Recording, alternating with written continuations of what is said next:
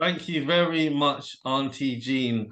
I am the host of the Black Book Show. My name is Makonnen Sankofa. And just a few things before we get underway. Please mute yourself if you're not speaking, just so when the speakers, authors are speaking, we don't hear any background noise. So please mute yourself if you're not speaking. For those who are unaware of the Black Book Show, I am the founder of the Black Book Show. This particular event is in collaboration with Auntie Jean from Auntie Jean's African Culture Market. You just heard Auntie Jean speaking. The last Sunday of each month, we do a collaboration. It's normally on the last Sunday of each month. Last month, it was, the third Sunday because I had a book festival, another engagement. But normally, it's on the last Sunday of each month. The Black Book Show has been going for 3 years and 7 months now, or 3 years, 8 months now. And there's the virtual book tour, which is, what you're going to see this evening. There's also the radio show and there's the podcast. In terms of the virtual book tour, as I mentioned, happens every month. It's a 3 hour show, and it's really a platform that I designed to give an opportunity for Black authors from around the world to showcase their books. So over the last 3 years and a half, over that period of time, I have, showcased between 300 and 350 authors of African heritage on this platform. Authors, some of them in England, other parts of Europe, some of them are in Africa, some are in the Caribbean, some are in the USA, Australia, UAE, different parts of the world. I think I've got an author coming in next month who's from a country called Aruba, and I was like, when I saw her, when I spoke to her, I was like, I wasn't even sure that was a country. She mentioned it, but we've got a big global audience from people, all over the world in terms of authors that come on, but also the audience of the people that listen and watch the shows. So the show's on Zoom. It's also streamed on Facebook Live, Black Culture Radio, and on Pete English Literature YouTube channel after the event. In terms of the format of the show, a variety of authors will speak about books that they've written on different genres, whether that's culture, history, finance, relationships, fiction, non-fiction, for example, and they get a certain period of time to talk about their book. It's normally 15 minutes. There are sometimes authors that speak for shorter, but most of the authors that you'll be hearing speak for 15 minutes. We do have also some people that sponsor the show that may be talking about. Sister Lejet, for example, she normally sponsors the show each month, and she's a bookseller. We've also got Caro Sika from LobbyNoir who'll be speaking about her business directory later. But generally, the authors that come on the platform get 15 minutes, and it's basically to give you a preview insight to the book they've written, so you can find out more about the book that they've written. I'm very happy this evening to be, here. I'm in Lagos, Nigeria. I've been in Lagos since Tuesday. I attended the Ake Arts and Book Festival here in Lagos, which I must say was a very, very good event. And it's such a delight to broadcast the Black Book Show virtual book tour from the continent. I've broadcasted it from Nigeria last year when I was living in, last year and earlier this year when I was living in Ghana. Last year when I was in Gambia, I also broadcasted it. So it's great to be back on the continent broadcasting the virtual book tour. But welcome you, wherever you are joining us in the world, albeit whether it's England, America, other part of Africa, the Caribbean. So without any further ado, I'm now going to go on to the first speaker. The first speaker is Willorna Brooke. So Willorna, if you would just like to start, please unmute yourself. Just very briefly tell us, a brief introduction by saying, oh, I've already mentioned your name, but you could repeat your name, tell us, where you're based, very brief introduction about yourself, and then you have 15 minutes to tell us all about the book that you've written. Hi, everyone. Good evening, brothers and sisters. Thank you, Makonnen, for giving me the opportunity to meet with my brothers and sisters and share details of my book. As a Black author, I'm really delighted to have this opportunity. So I'm Willorna Brooke. I'm based in England. I'm a HR practitioner, and I'm also a teacher. And so I'll tell you about the book in a minute, but yes, my background is education. So I'm really passionate about helping people to fulfill their potential and, helping people to do well. So my book is called The Art of Job Hunting, Myths, Secrets, and Truth. And it's a book about job hunting, essentially. So I've got a slide here that would help me to just structure my talk a bit better so I don't ramble on. So I'm just going to share my screen. So yeah, so the book is actually called The Art of Job Hunting, Myths, Secrets, and Truth. And it was published in October, early October. It's on Amazon for if you want to purchase it. So this is what it looks like if you weren't able to see through the Zoom camera. It's available on paperback, and the Kindle version will be available shortly, just before Christmas. So again, I've just talked about who I am, and my background and experience is in teaching. I left the teaching profession. I taught secondary school, French and Spanish, and then I moved into HR. And working in HR is basically helping people to, helping managers, helping the business to hire the right people for the jobs. So I've got experience of the job hunting process from a recruiter's perspective, because I help managers to design the job description. In fact, I help the managers help the business from the moment they decide that they want to hire, looking at the team structure, looking at the type of individual that they need, the type of skills and experience they need for the role. So I'm there when we're designing the job descriptions, helping through the whole process of recruiting, the advert, helping them pull together questions that will be relevant for the job. So my background in HR has really helped me to understand the job hunting process, and also I've been a candidate myself. So in my book, by introduction, I talk about my first job being in when I was like 14 years old, where I worked in a market store, in a market in South London. At that time, I didn't have to apply or put my CV. I just went up to the lady and asked whether she needed help on her store. And I got the job. It was a Saturday job. And after that, my first role, when I left school, I worked for a bank. And throughout my life, I've always had to apply for jobs, be a candidate. I know about the process from a candidate's perspective. I know how hard it is. I know how sometimes, your confidence could be low. So my book, really, what inspired me to write the book was basically about my experience, especially as a Black woman, a person of color going through that recruitment process.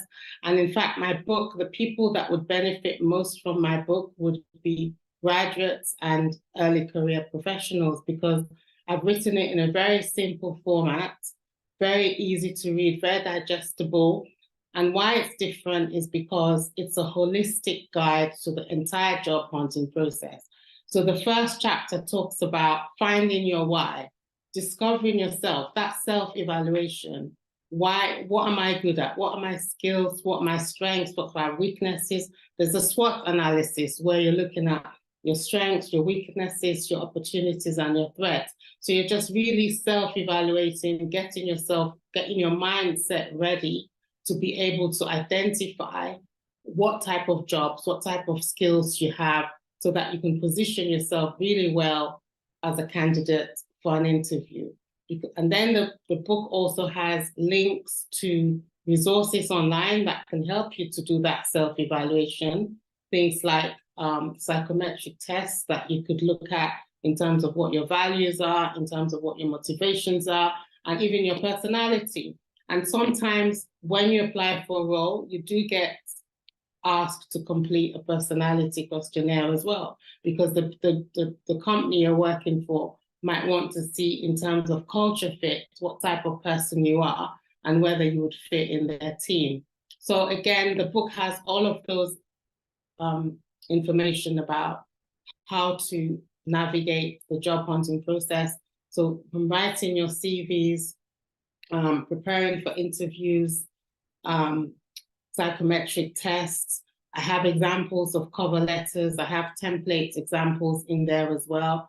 And there's some key things in there as well, strategies from the book that I put in. That's why it's called Myths, Secrets, and Truths. So things like being nervous is human. Like when you're going for an interview and you're feeling nervous, remember that even the interviewer might be feeling nervous as well because they want to get the right person for the job. And also there's some motivational quotes in the book as well.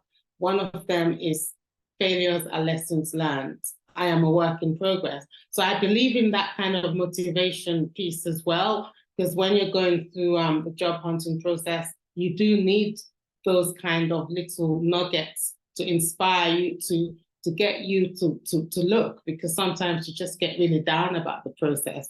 I also have a chapter on looking after your mental health during the job hunting process, because as we know, it can be depressing if you get rejections left, right, and center. So there's a chapter on maintaining your well-being whilst you're job hunting. So I feel like really I've addressed quite a lot of the topics that will come up in job hunting. And I don't think there are many books out there that have been written from a Black person in terms of looking for jobs. And I'm really passionate about helping our people. I know the struggles, I know what it's like out there. And so that's really my gift. And I've actually written it from the heart, from my own experience as well. And I guess I believe in lifelong learning. So I might write another one. I might update the book at some point. But I basically just shared what I know. And I know that the book has also helped a lot of people. That I've got a lot of feedback. Someone recently told me that they felt that it was a 360 guide, that it has everything. So you don't have to go online and look at different things. It has all the key things that you need in terms of getting the job that you want.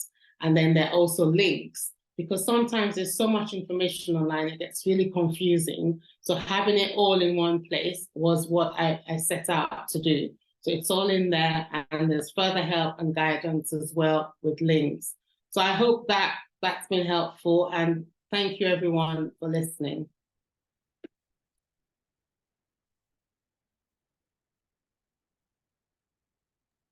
Okay, thank you very much. That's Willorna Brooke.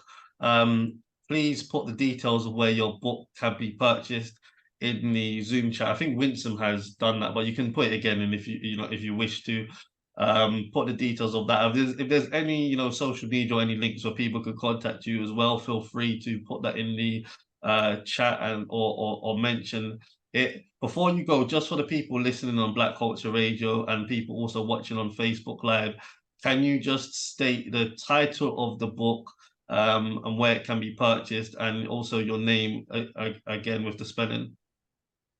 Yeah, it's The Art of Job Hunting, Myths, Secrets, and Truths, and it's available on Amazon. I'll just put it in the chat as well. Okay, and that's by Willorna Brooke. Well, thank you very much, Willorna, for joining us on the Black Book Show. And an interview with Willorna will be coming out on the Black Book radio show and podcast very, very soon as well. Right, the next speaker is Patricia. So Patricia, welcome onto the Black Book Show. I know you had a successful book launch last week. Patricia, if you'd just like to start by please, telling us where you're based, a brief introduction in who you are, and then tell us, all about the book that you've written.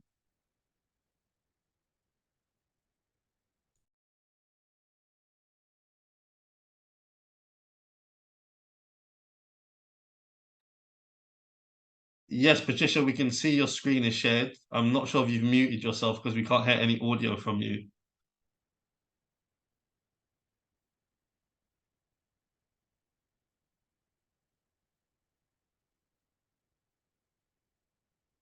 It was covered, sorry. Yeah, can you hear me now? Yes, we can. Okay, thank you. So this is just I'm just showing you the front and back cover of my book. Well, my name is Dr. Patricia Iredia, and the title of my book is up there, is The Journey Goes On, Stories of Life's Adventure. So what I want to do today is to tell you a background to the book, and then do some readings later on. So I'll start with the background. So my life has been a roller coaster.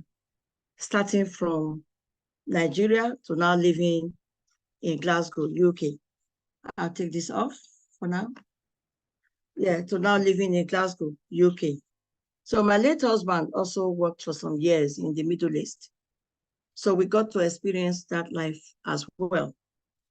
So the profound purpose of my writing this book was to share my lived experiences, past and present, through this book, serving as a catalyst for personal and societal transformation. The Journey Goes On is a chronicle of an immigrant woman living in Scotland. It is a compilation of adventures, misadventures, experiences, and lessons that readers will enjoy through Julie's lens.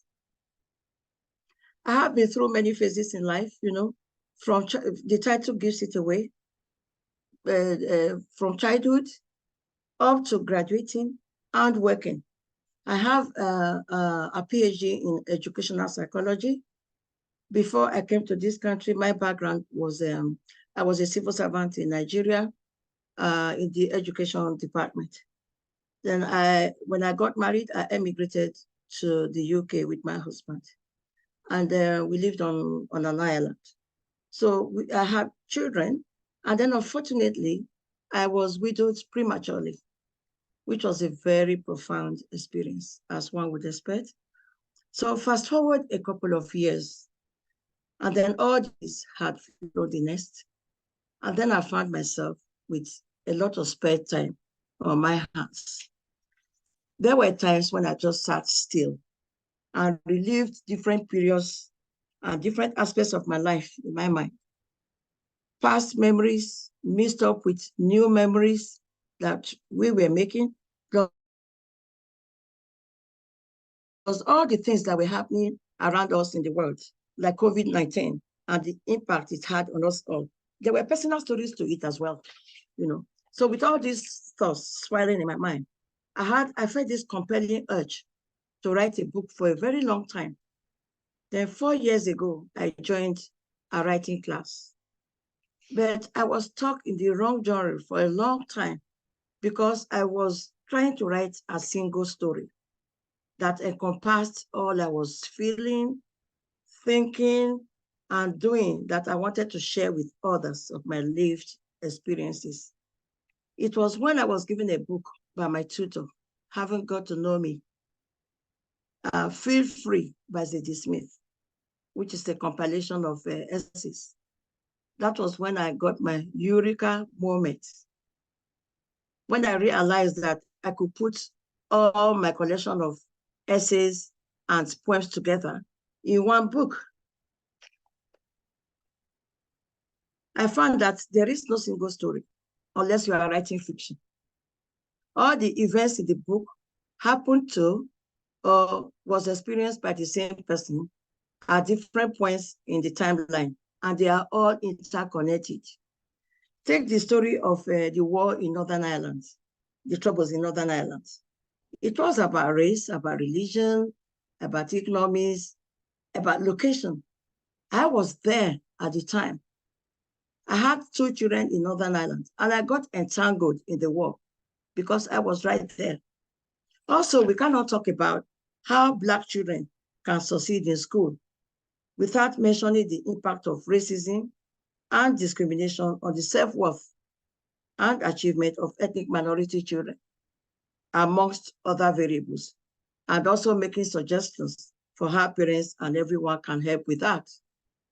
Having said all this, I will tell you about some of the chapters in the book. It's a compilation of essays with myriad of themes, if you like, but it's all a single story because it's all happened to one person. So the first one is This Old House. Fundamentally, a house is not a home without people and warmth. Tributes and reminiscences. It's about the mentors and leaders that inspired a generation of people, including me. Aim Higher, helping Black children succeed in school, is another chapter. Julie shared some experiences and tips on how to help Black children succeed at school and in life. She has successfully raised 5 successful professional children in this environment. And success of children in school, academic success of children in school was the topic of my PhD.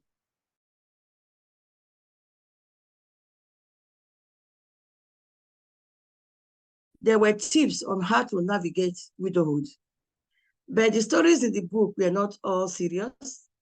There were some humorous encounters in the stories as well. What the book will fulfill. My book promotes hope. Bad times don't last forever. Never give up and never have a defeatist attitude. Don't give in to cynicism, as cautioned by President Obama. My book promotes equal opportunities. Racism and the impact on the self-worth of the victims, children and adults, was explored. There are suggestions for how teachers, government, parents, especially mothers, can help their children succeed at school, despite the challenges. My book promotes humanity. There are stories of wars that have affected me and everyone and others, and everyone, and the book tells us and suggests what everyone can do to help. The question is, how can we restore common humanity? My book is a legacy for future generations to know how things really were from an ordinary person's perspective. My voice is my contribution to history. It reminds me of Anne Frank, whose war diary takes his place in history besides those of the great historians and politicians. And then my book promotes resilience. Being a widow has taught me many lessons in life, which I have shared.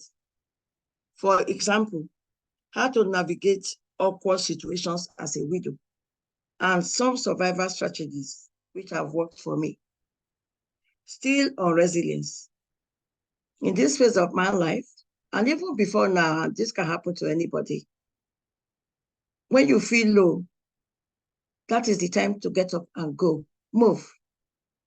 I learned to swim at 64. I joined the writing class at 64. I do a lot of volunteering now because I'm 68 now. I do a lot of volunteering, including being a panel member of Children's Hearing in Scotland.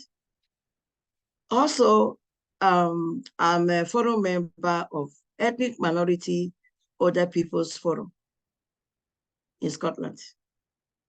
I also joined many African and Caribbean organizations to keep me grounded in my roots.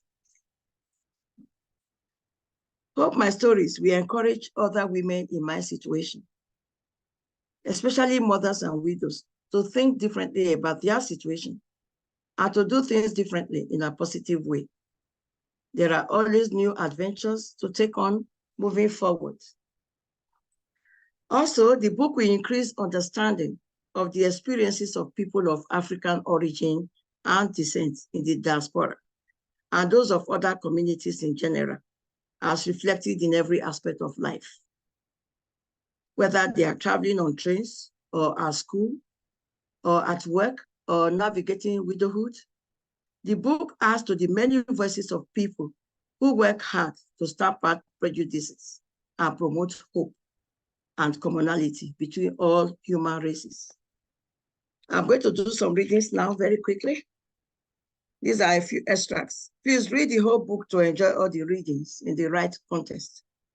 The first one is from the chapter Aim High. When you get a low mark, it is because you haven't worked hard enough, says Julie. Children in her house were not allowed to use the expression, the teacher gave me 40%. No, you got 40%. Julie quickly realized that if you do not establish this mindset early on in life, that child will develop excuses for failure. It is a Herculean task to build children's confidence in an environment that may sometimes be difficult or negative. but this is a task that must be done. Fast forward a bit, the home must be a loving, stable home so that children can better face the realities in the world. Another extract is from How to Navigate Widowhood. Do not live a life of regrets, as this is pointless. We are only here for a time. Do not compare yourself to or compete with anyone. Do what makes you happy and fulfilled, and do what you can. Do not even compare yourself to another widow, or let someone else tell you to emulate another widow. Sometimes a widow is advised to move on and imitate those who have remarried or have a new partner. Do not be made to feel guilty for not being so inclined. No one knows what your priorities or your needs are but yourself. Do things at your own pace, especially when children are involved.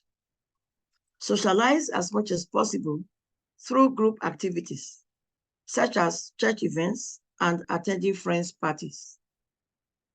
It can be difficult if one has been used to couple events and socials. It is time to embrace the single life by joining groups where one can be an individual. The next extract is from the chapter, The Journey Goes On. This happened on a train from Glasgow to London. Julie is usually a chatterbox, but today she was minding her own business as her children have advised her. Staring ahead with her head on the headrest, Julie was closing her eyes when she heard the lady in the red coat talking to her. What's this? Who is sharing something? Hello? Who is sharing something? Sorry, I was just testing my screen. I will take it off now. Okay. Yeah, sorry. So, okay, I'm going to start again. This was on a train from Glasgow to London. Julie is usually a chatterbox, but today she was minding her own business as her children have advised her. Staring ahead with her head on the headrest, Julie was closing her eyes when she heard the lady in the red coat talking to her. So where do you come from? She asked.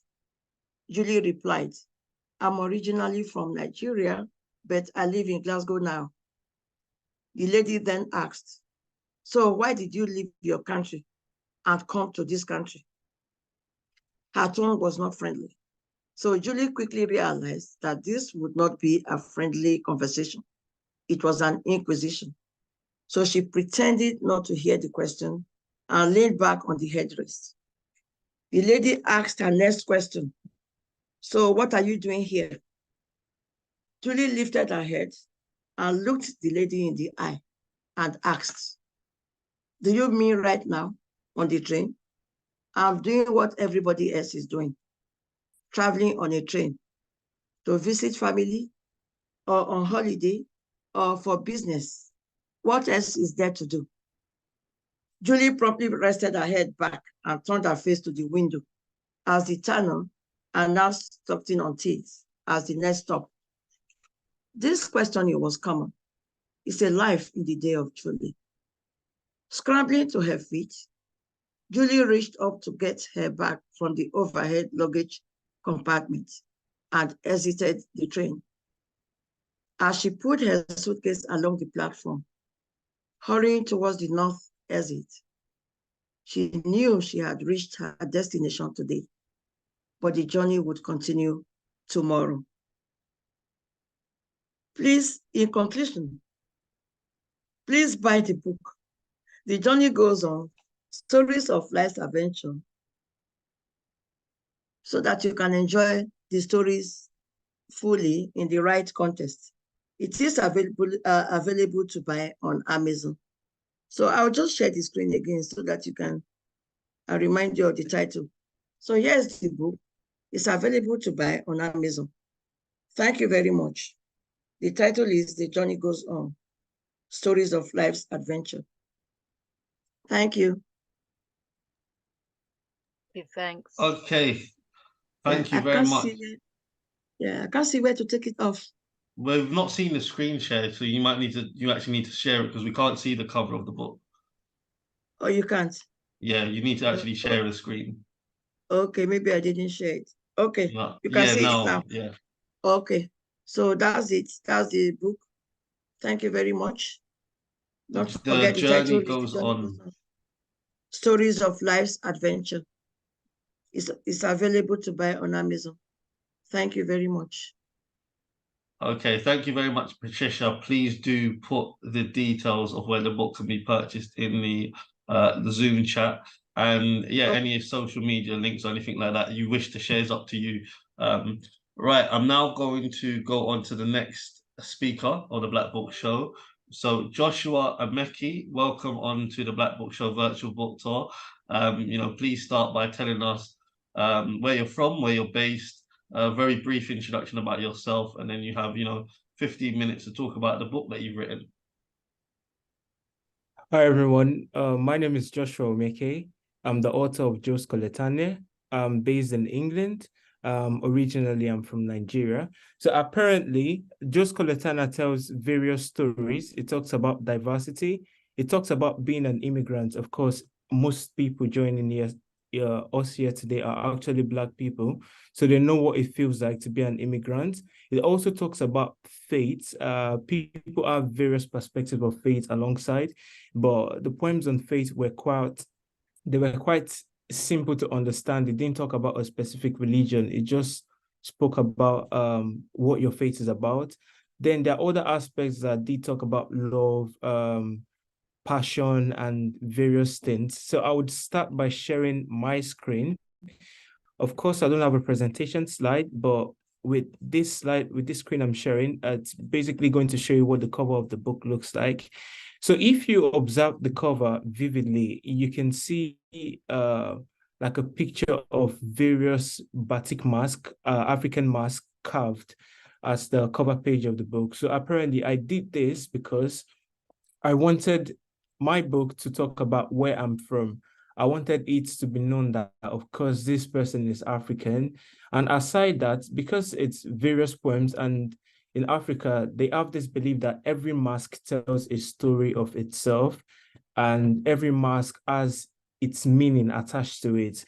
So because there were various poems in this book of mine, this Coletania, I suggested that it's nice to have a cover page that's actually comprised of various African masks carved as the cover page of the book. Now, what inspired me to come up with this anthology was my idea of being able to tell a story without having to write a full book about it. Now, there are over 31 poems in this book, and I would start by telling you what each and every one of them said. So Danilo the farm boy talks about the laborers, people who do 9-to-5 jobs, people who are professionals, or people who have experience in running a business or doing a job. I mean, nobody wants to actually work, but by reading this poem, it inspires you to understand that it is from the walking that you're able to build friends. It's also from the walking that you're also able to discover who you truly are, the things you desire, the things you don't like, and what you can withstand and what you cannot withstand. The next poem is Aches of Waters. So Aches of Waters, it allows you to envision yourself as a person planning towards your life, towards the betterness of your life.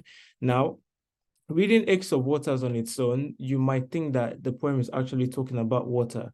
No, the poem doesn't talk about water. It is when you read it in depthly that you would then discover the meaning of the waters. Now, the water actually represents anything you're pursuing. It could be money, it could be a relationship, it could be a career, it could be anything. But what it does is the aches that is before the of waters allows you to understand that nothing would actually come easily to you, irrespective how well you feel like you're deserving of it. You would have to work for what you are pursuing.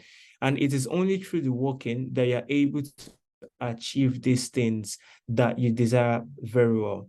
A Colored Dreams did talk about immigrants. Like I said, initially we were known as colored people, No offense to anyone, yeah?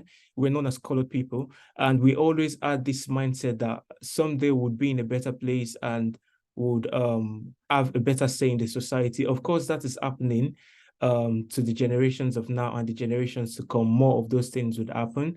But notwithstanding, it allows you to see that being a Black person in a community of the same people. In fact, let me just read the first few lines so you understand what the poem is talking about.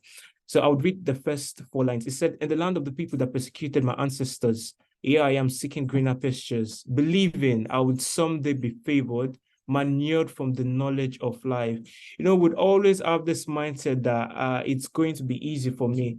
But when you start to reflect on what the society is like, you then start to feel like, oh, they're being biased, or it has to do with racism. But it's actually not really about racism. It's you putting your own people first.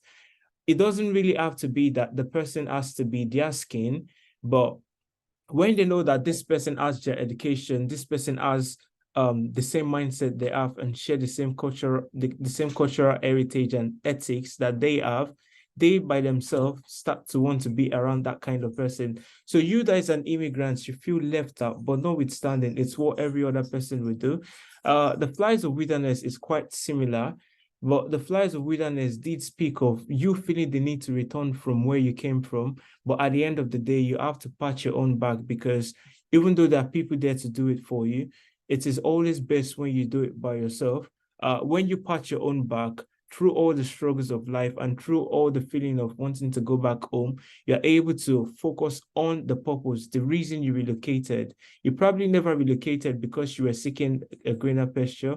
You probably relocated because you wanted to explore the differentness in life to come, and each and everything then when you start to become familiar with the area and you meet the same people like you, like each time I go on the bus and I see that the bus driver is a Black person, I feel inspired to know that we by ourselves are also involved in the community. Or I say a Black police officer. Like when I start to see Black people surrounding me, it makes me feel like I'm not left out. So the Flies of Wilderness was inspired by the knowledge of knowing that regardless of how I feel like I'm alone, I have my people here with me. Though they may not share the same bloodline as I do, but they share the same heritage and historical facts with me. Problem, it's a humorous poem that spoke about Don Juan and Janus. So Janus was known as a gatekeeper in the ancient Roman mythology, and Don Juan was known as the Casanova, the male Casanova in Italy, and it was known to explore women across Europe. So I basically made a poem out of that. The Grass of Our Time talks about people who love smoking and how it's dangerous to their health, but how they've become accustomed to the need of wanting to smoke to explore their own insights. Because our friends who smoke, and sometimes I ask them, like, why do you feel the need to smoke before you become productive? And then they say because they're inspired. And I try to correct them to say, no, it's not because you're inspired, but rather because you have programmed your mind to think that when you do this, then you're inspired, and your mind only learns to work soon as you have done this. So the Grass of Our Time talks about the experiences of these people and how they believe it enables them to be productive, but then did give to them advices on how they can then improve themselves. I mean, it's not really bad to smoke, but when you have to do it in order for you to feel yourself or to come alive, then it means there's a problem you need to work on. Long Lost Love talks about a lover that is trying to recover from a love that they thought they would never do without, but then they're starting to, should I call it self-love, but they're starting to acknowledge that regardless of the situation or regardless of what has actually happened to them, life would carry on. So whenever they decide to move on, that is when they would eventually be more productive, and then they will be able to meet a new person. Now, the next poem is Composure. Composure is a very, very deep poem. I would advise it to be the first poem anyone would read, soon as they buy this book off Amazon, or the Kindle version is also available. It should be up on Barnes and Nobles very soon, and other platforms where you can obtain it. Composure did speak of knowing that life would always be full of bad days. No matter how well you try to avoid them, the ends of time are quite unpredictable. So we must have a prepared mind towards what is to come to us or what is not to come to us. It's just like how our people were back home, unknowingly that there was a ship coming from the Western world to whisk them away into slavery. They never had this insight. They were all happy. And at the end of the day, they found themselves bonded in ships, and then they were forced to do labors that that was really, really hard for them to do. So composure kind of prepares you with the mindset that there would always be bad days, there would always be good days, there would always be bad friends, there would be good friends. But regardless of where you find yourself, you should always be grateful to Earth. You should always be grateful to the people that surround you. You should always be grateful to God. You should always be grateful. You know, a heart of gratitude is a heart that is never filled with sadness. Romance in poetry did speak about a lover that was trying to, I will call this an ode because it's actually like a lover chanting towards his love, trying to praise her in order to make her more submissive around him. It's really not that deep. It's just about romance. Now, the Great Sale of Scandinavia did speak about the origin of the Western world, how the Vikings started to be known as pirates, and how they terrorized the West and how they were forced to live on the seas. But at the end of the day, they were able to take over the whole of Europe.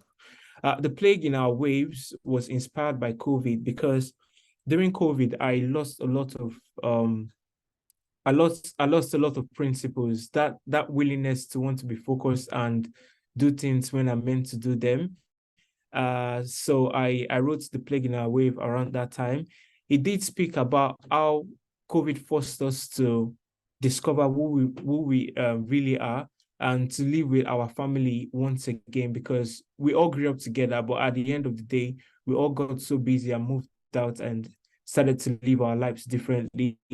And then we were able to also like not take things really seriously, like having to spend family time with our family members. But at the end of the day, COVID forced us to be in the same house. So we all woke up looking at ourselves. We watched TV as much as we could, but it was the first time we'd ever save the world by just watching television without having to be at a place of work or without having to do a lot of things. So The Plague in Our Waves is a very, very deep poem. It's really deep. That's what I would say, because I wrote it in days. I didn't just sit and I wrote it once.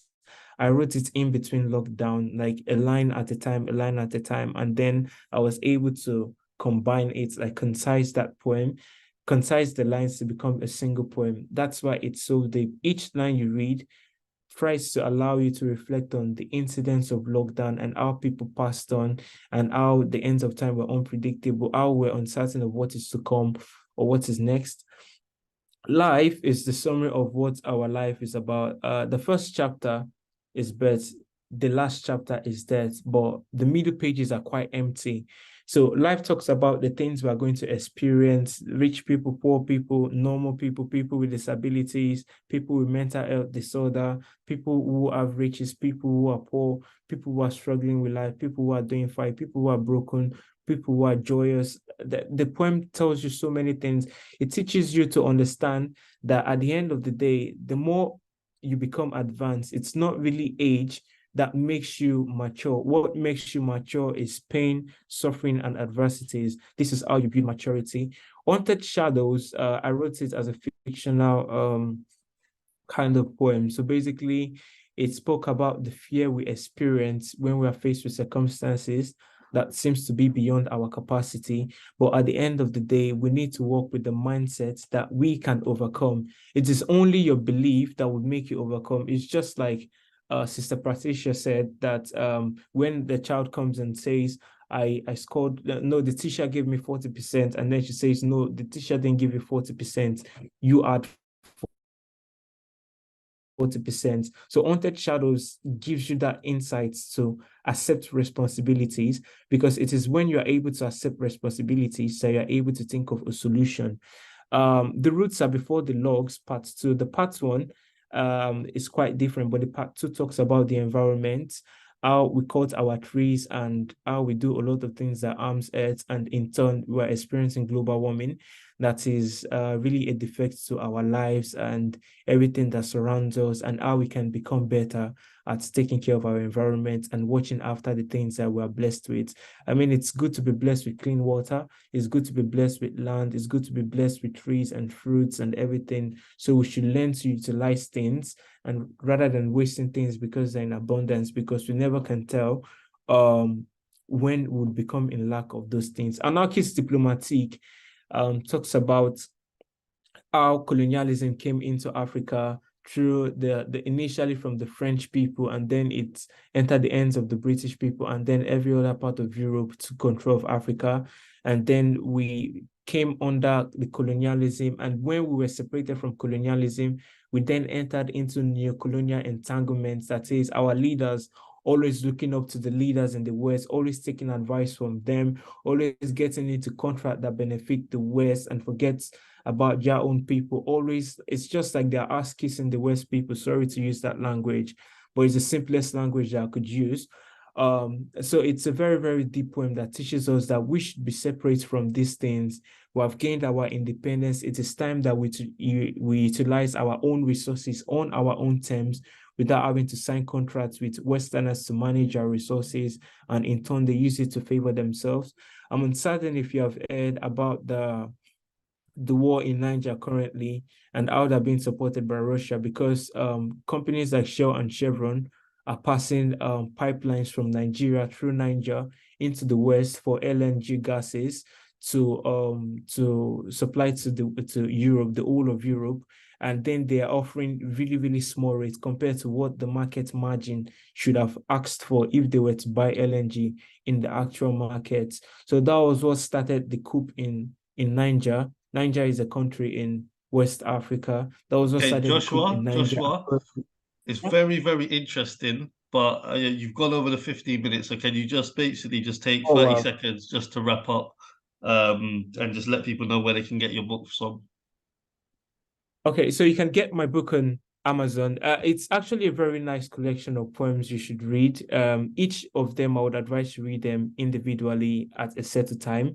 Or you can get the paperback on Amazon. You can get the Kindle version on Amazon as well. I would advise you to get the Kindle version because it's way, way cheaper. And it should be up on Barnes and Noble's Love Reading, Roving Heights if you are based in Nigeria, and many other platforms.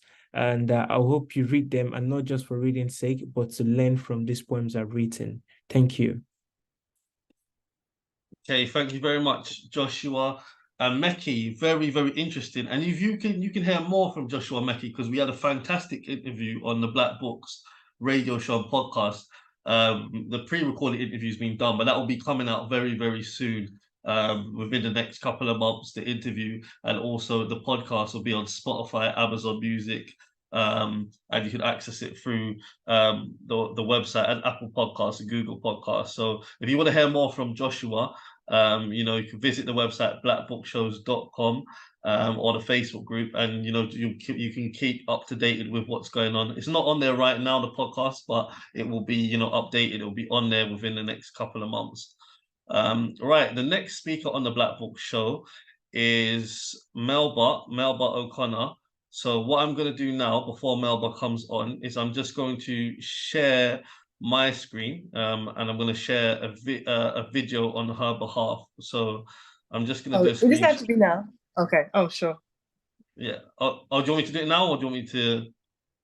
No, I can just introduce myself first, and then I can. Yeah. Let me know when you want me to do it. So that's fine. Sure. All right. Thank you. Okay. Hi. Hello. Good evening. Hey, my name is Melba O'Connor.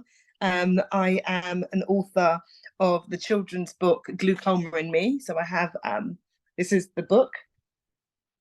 It looks like Glaucoma in Me. And I will really start by reading the synopsis at the back. So it's Trinidad is a special girl, a very special girl indeed. Extremely smart and loves to learn. Even more than learning, she loves to teach others about something she has to live with for the rest of her life. Now, I'm the author Wilbur O'Connor. I am sorry, what I didn't say first was I am based in London, in Brixton, South London to be exact. I am London based, and I wanted to write a book that informs and educates people. I am similar to the first sister, who's also a teacher, was a teacher. I am a teacher, so education is my background. I am passionate about literacy, diversity, and general awareness as far as disability is concerned. The inspiration behind the book, which I'll let you know a bit more about the main character, Trinidad, is loosely based on me and my experiences with living with glaucoma. To give you a bit of background about myself, I was born 1 pound 12 ounces as a baby. Yes, that's 1 pound 12 ounces, and I'm premature child. And when I was younger and I went to nursery, they noticed that I started to walk into things, and they urged my parents to get my sight checked. And it turned out that I was, visually severely sight impaired. And from then on, I started to wear a mixture of, thick glasses and contact lenses. And from the age of 19, a teenager, I was diagnosed with glaucoma. So glaucoma is, a lot of people may have heard of it before and may not have known what it's about, or if they've heard of it, they only think that it only affects a certain group of people. Maybe you have to be over a certain age. So glaucoma it's a chronic eye disease that affects your retina at the back of the eye. So your retina is the nerve that links the eye to the brain, and that's the reason why we can see, or the optic nerve rather, sorry, the optic nerve. So the optic nerve, when that becomes damaged, because it's the connector to your sight and your eyes and your brain, it affects the way you see. And when that continues to get damaged, it can essentially, especially if it goes unchecked, it can essentially lead to blindness. Now in the UK, it's the leading cause of blindness in the UK, with up to 10% of people being diagnosed as blind as a result of having glaucoma. And contrary to what a lot of people may think, it doesn't just affect people who are over 65. When the older you get, you are more likely to have it, but it can affect anybody. As I said, I was diagnosed at 19. I know of people who were diagnosed at much younger. One lady was diagnosed at the age of 9. Unfortunately, there is no cure for glaucoma. It can be hereditary. If you have somebody in your family that has it, you are more likely to be diagnosed with it. It's important that everybody gets their eyesight checked at least once a year through, it could be Specsavers or a hospital. I myself go to Moorfields Eye Hospital, which means that what I wanted to do with my book is, any proceeds of the book, not all proceeds, but a percentage of the proceeds go towards supporting Moorfields Eye Hospital charity, who have been absolutely amazing in helping and supporting people like myself who are visually impaired, and people who have general visual impairment and have other disabilities as well. So they're an amazing charity. So I wanted Makonnen, can you please play the video? Yeah, just give me a second so I can share my Okay, screen. great. That's perfect. Great. So also I neglected to mention that glaucoma also tends to be more aggressive in people of African and Caribbean origin as well.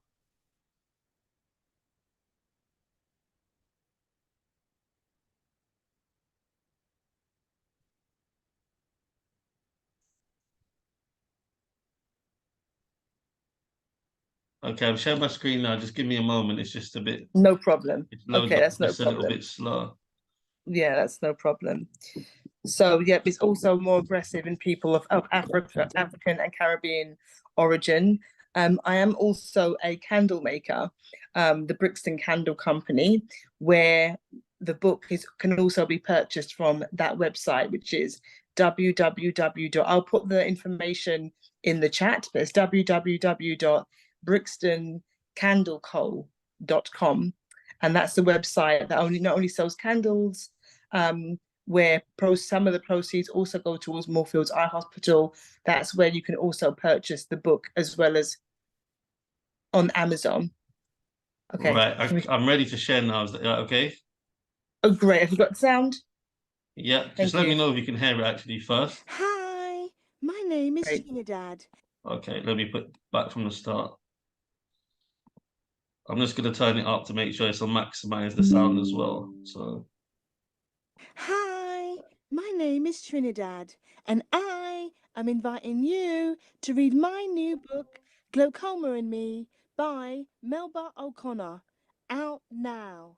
So check it out.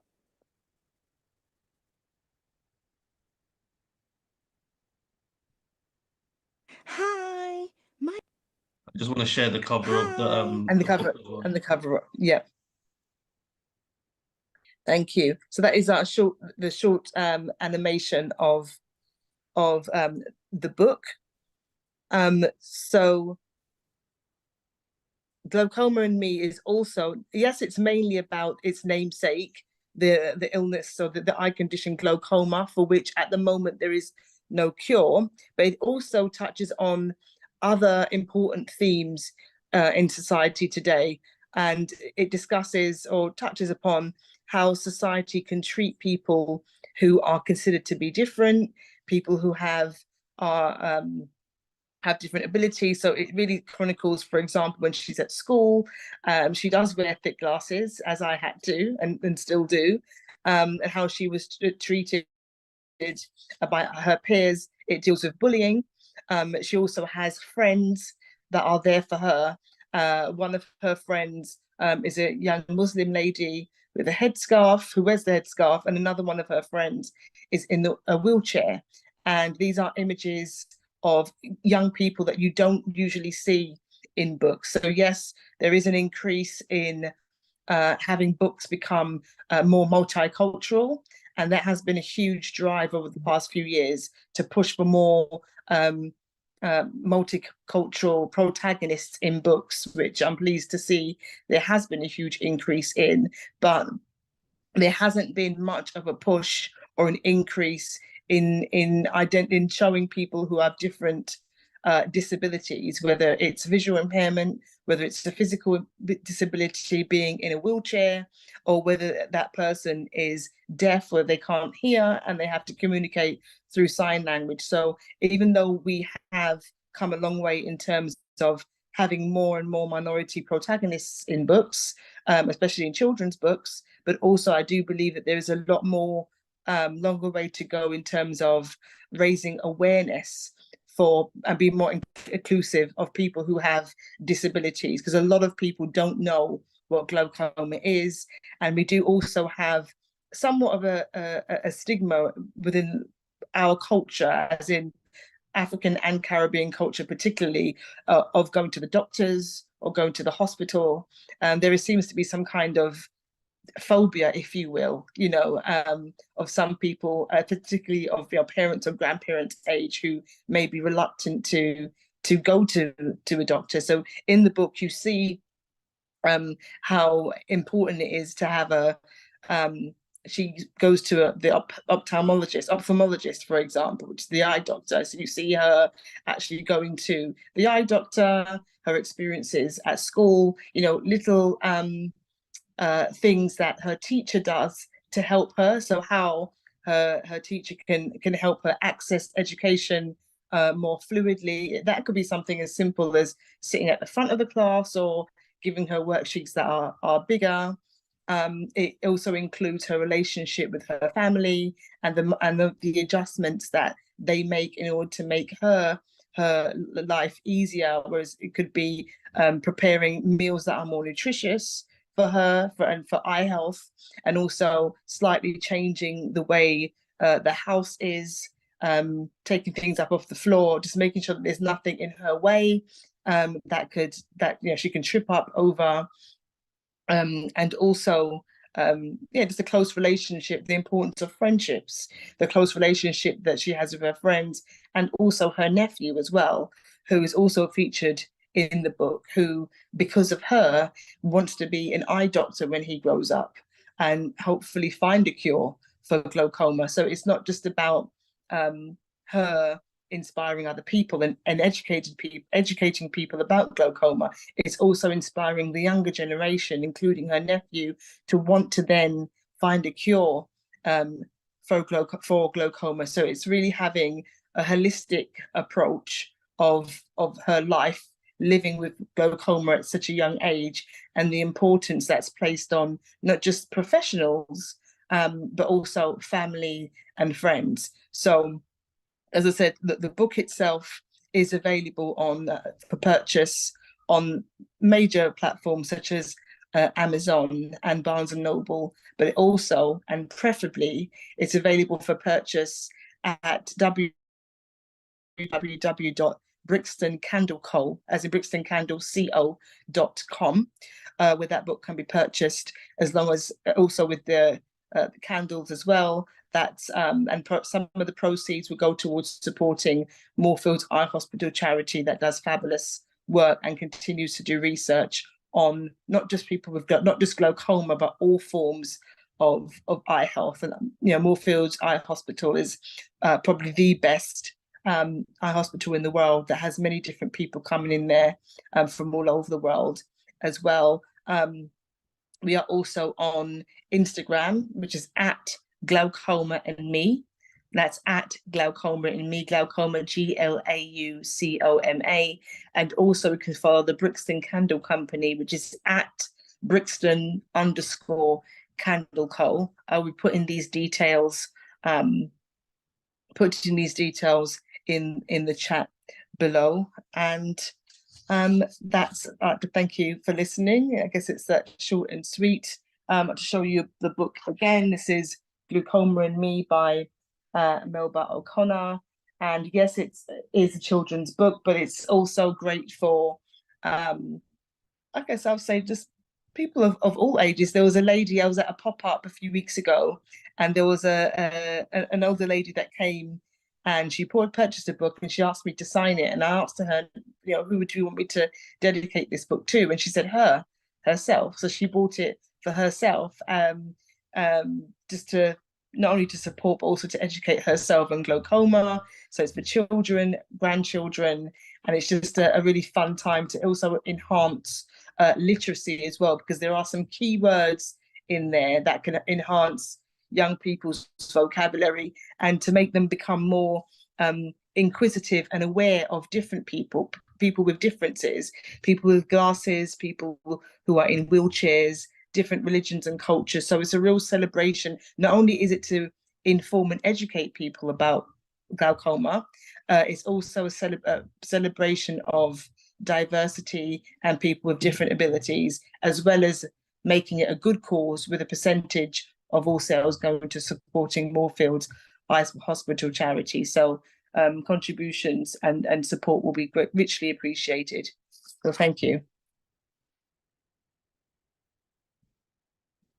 Okay, thank you very much. So that was Melba O'Connor. She will leave the link to where you can purchase a copy of her book if you're interested in the Zoom chat. It's a pleasure to have Melba on the Black Book Show virtual book tour, as well as it was when I interviewed her. I recently interviewed her for the Black Books radio show and podcast, and that will be coming out very, very soon as well. So if you want to hear more from Melba, stay updated. The best way to stay updated is by the Black Book Show Facebook group, to stay up to date regarding the virtual book tours, the radio show, podcast, and everything concerning the Black Book Show.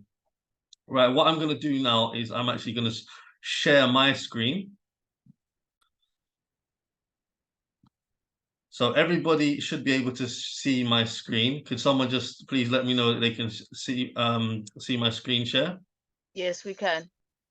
Okay, so the Black Book Show Facebook group, if you just put in the Black Books Show, you know you're in the right place. If you see, you know, the cover of this logo come up, my animated picture, with the logo saying the Black Book Show. But yeah, please, you know, join the Facebook group to be kept up to date with the latest information regarding the Black Book Show. The live stream of this show will be going in the Facebook. It's in there now, but you can watch it, you know, in the Black Book Show Facebook group as soon as the show finishes. It will be also going on P English Literature YouTube channel and the Black Book Show website and the playback on Black Culture Radio. But subscribe to the Black Book Show Facebook group if you haven't already to keep up to date with the latest information regarding the Black Book Show. Also, check out the website, the blackbookshows.com. If you go on the website, blackbookshows.com, you will be able to access various things such as previous virtual book tour shows. It needs to be updated a bit. I think it's got August 2023. The latest editions of the shows are on P English Literature YouTube channel, but I just need to update the last few on there. But you will be able to watch past episodes of previous Black Book shows, going all the way back to July 2022. That's not when the Black Book show started. It started about 3 years ago and 7 months now, but that's how far the videos go back on the website. You can also check out podcasts of interviews of previous guests that are featured on the radio show and podcast. As I mentioned, there will be authors on this particular show that I've interviewed.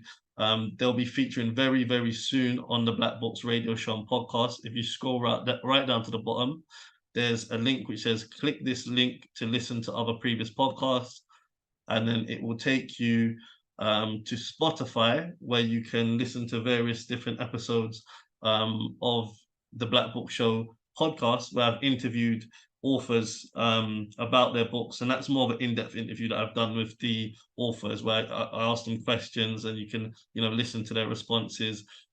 Peter Okonkwo is on episode 59. I've been with him the last few days at the Ake Arts and Books Festival. He's a talented author, poetess from Nigeria. Another great interview that I had was with Sharon Austin recently. It's episode 58. Sharon Austin was on the last 2 virtual book tours, the one in October, also the one in September. But you can listen to her talk more about the book that she wrote on episode 58 of the Black Book Show podcast. And it will be, you know, it's always updated. So when the latest interviews come on, you can access it through the website or the Black Book Show Facebook group. The podcasts are also on Apple Podcasts, Google Podcasts, and Amazon Music as well. But the link at the moment through the website directs you through to Spotify. Now, what I'm going to do now is I'm just going to talk about polyglot translation services and the Black Book Show partnership. So some of you would have received emails if you're on the mailing list of the Black Book Show. Many of you that are on the mailing list are authors or aspiring authors. Not everyone, but many of you are.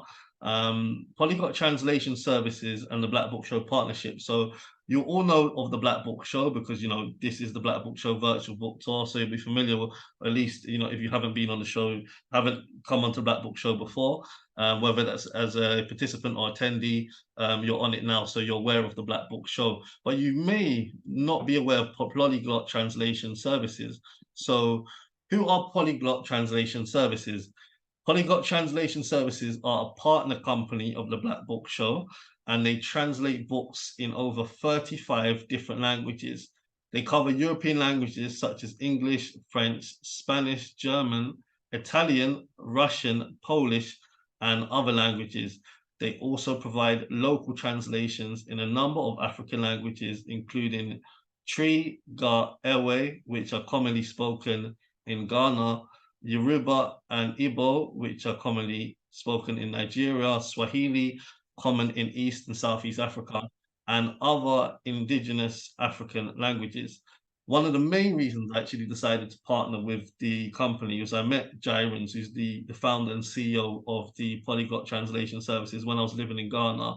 And, you know, we met quite a few times when I was in Ghana, and the fact that they was able to offer African language translations as well as European languages was very, very important to me, because a lot of authors on the Black Book Show, you know, we are authors of African heritage, so a lot of authors would want be attractive in having a book translated in the native African languages. And also I wanted to obviously to go with someone who is of African heritage as well in terms of the book translations.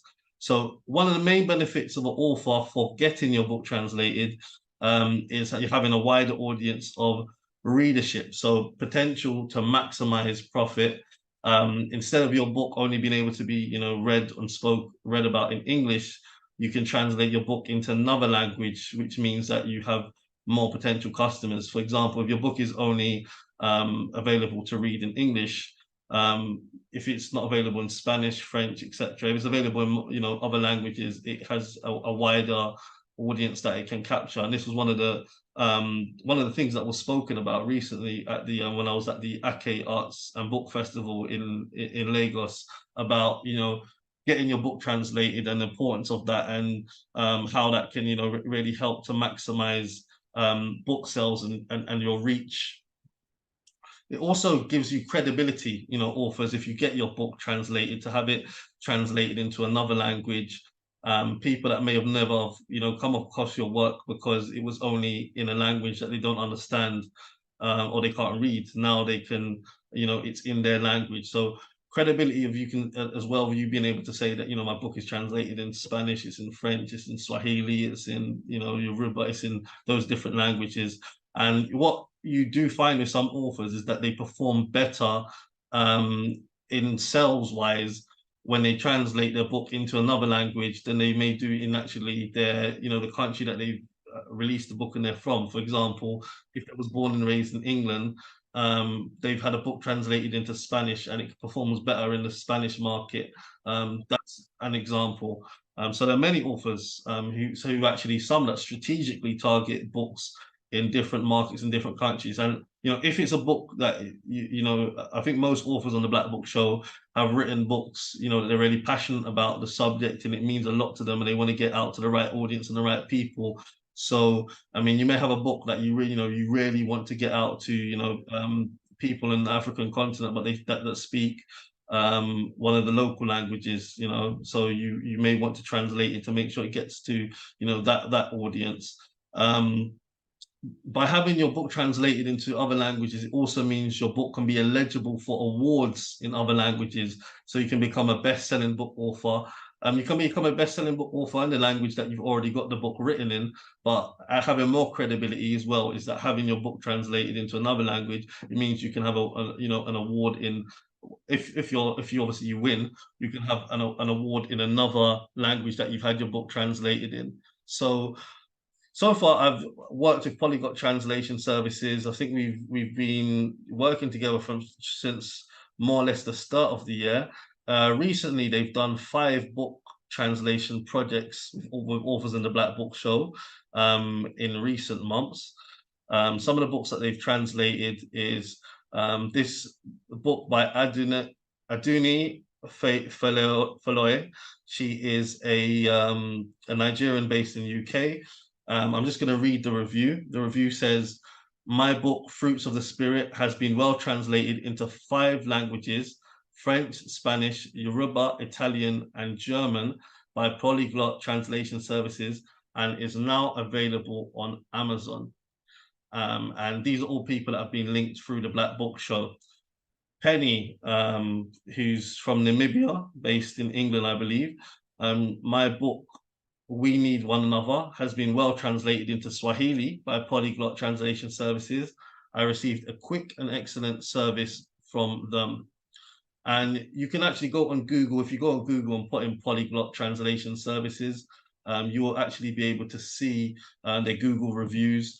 Currently, when I last looked, they had 36 Google reviews, 4.8 stars out of 5, which is very, very good in terms of you know, customer satisfaction, which is very important in whatever you're doing, you know, to make sure that customers are satisfied with the product that they're getting. So if you're an author that would like to get your book translated, please get in touch with us, or get in touch with me, Makonnen Sankofa. You can email me stating your interest in getting your book translated. The email address is info@blackbookshows.com. Email info@blackbookshows.com. And then following receipt of the email, I'll put you in touch with a member of Polyglot Translation Services who will be able to provide you with a quote for getting your book translated. They can also answer any questions you have and provide you with any further assistance. Another way that you can get in touch with me regarding book translation is if you go on the website blackbookshows.com. There is a contact us section. So you go on the menu, select contact us, fill in your name, email address, and your query or your message. So I'm interested in getting my book translated. I'm an author. I listen to you on the virtual book tour. How do I proceed with getting a quote? What happens next? Just send me a message, and then press submit, and then I will get back to you and put you in contact with someone from Polyglot Translation Services. You can also get in touch with me if you're author interested in featuring on the Black Book Show in the future, whether it's the virtual book tour, the radio show, and the podcast. The virtual book tour happens every month, every month, last Sunday of the month. The radio show and podcast is bi-weekly on Luton Urban Radio and on Galaxy Radio every other Monday on Luton Urban Radio between 8 and 10 p.m. English time, and every other Saturday on Galaxy Afiwi between 6 and 8 p.m. And then the Black Book Show podcast as well, the interviews of the radio shows that stay on demand. So if you wanted to go on to either of those platforms, you just also fill in that form and then, just declare your interest. Or if you would like to be a sponsor of the Black Book Show, like some of the wonderful sponsors, feel free to also reach out to me by the contact us form. Now, I'm now going to introduce the next speaker on the Black Book Show. So the next speaker on the Black Book Show is Caro Sika. So Caro, she's going to talk about her business called LobbyNoir.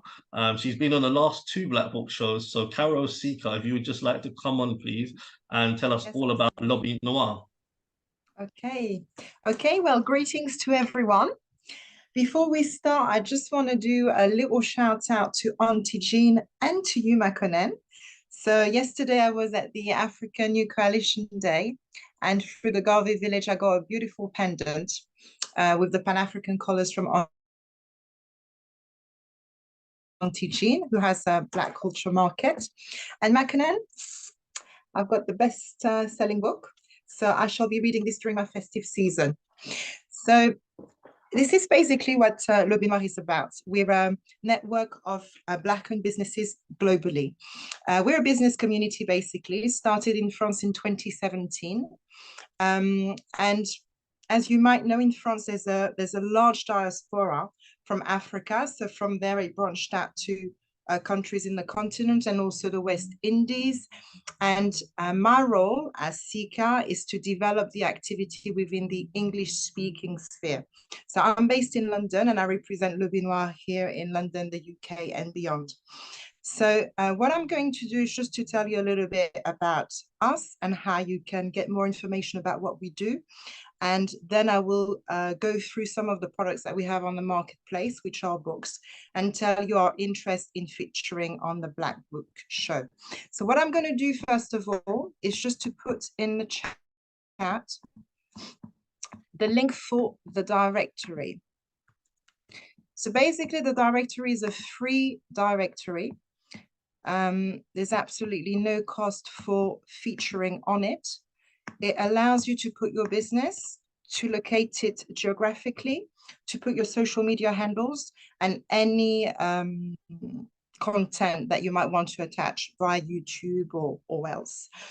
So what it will do once you publish it, which will probably take about 10 to 15 minutes, it will feature on the directory. It will kind of flag what you are doing and your activity, and we will relay it. So in terms of relay marketing, what we have social media where we're quite active on Instagram, and I've just put at LobbyNoir. That's all you have to put. We also have a mailing list where we send out all information on all the newcomers. And we also have all our platforms integrated into an app, which can be downloaded on Google Play or Android, so Apple Store. So Android, Google Play, and Apple Store for iPhone. And through this, we send push notifications. So you might be aware or not aware, but basically what push notifications are, when you download an app and you give permission to receive notifications, everyone who's downloaded the app would actually receive something like a text message, which when they click on it, will take them directly to a listing or information of your choice that you want to relay. So that's for the directory. Then what we did during the time of lockdown, we started to work on a marketplace and develop a marketplace so that the businesses who were basically listed on the directory could also sell their products. Am I breaking a little bit? Okay. Can everyone hear me? Yeah, we can Yes, hear you. myself. Yeah, Yeah, okay. sorry, I can see myself breaking. Okay, anyway. So the marketplace was first and foremost thought for people who are not who kind of shy away from doing websites and that sort of things. And so it might restrict how they sell. So they might be kind of restricted to stores or doing markets. It was really to kind of facilitate digital access and just visibility on the web for those type of businesses. But really, it is for anyone who would want to use it. It is also free to host your shop on it. And what we do, we take 10% on sales, which obviously when you put your products, you can actually work out what the commission will be, and you can then adapt your price accordingly based on the retail price. So I'm also going to put the link of the marketplace for you in the chat, and I will give you also the opportunity to go and have a look at it. Now, the marketplace, and as I said at the beginning, our aim is to be a global business network. So the marketplace is actually set for 4 languages, which are mainly the languages of the diaspora who are in Europe and in the Western world. So we have English, French, Spanish, and Portuguese, which means that when you put your product, it will default or it will set itself in those languages. So if somebody is in a kind of a Portuguese-speaking sphere, they will just click on the Portuguese flag and they will see the description of your products in their language. Now, when it comes to books, if you are pursuing or you already have like books translated in other languages following the presentation of Makonnen, that could be interesting because you could actually just put the book in the language and your description using like the English language, which would just be available in those other European languages. What we also have on the marketplace, and that is very good and well adapted to those who might not be in a country where they necessarily kind of use the dollar, the pound, or the euro, is that you can have downloadable books. So you can actually download your ebooks on it. And when people buy it, they just have a setting where they just click on the link and it will download your book or what you have. So it's quite good for that. So that's for the products that we have. Now, what we do now beyond having digital platforms is to really, what we are about is to showcase what you do. What we believe in circular economy. We do believe that there are a lot of really interesting platforms out there, especially for offers, but our kind of ethos is really to circulate money amongst us. So instead of just, going to platforms where, it's not necessarily going to serve our community, we kind of like to think about ways to kind of keep money amongst ourselves and increase wealth. So what we also do is that we would take opportunities like going to markets and so forth, and then as an umbrella showcase other people's businesses, or when it comes to offers, other people's books.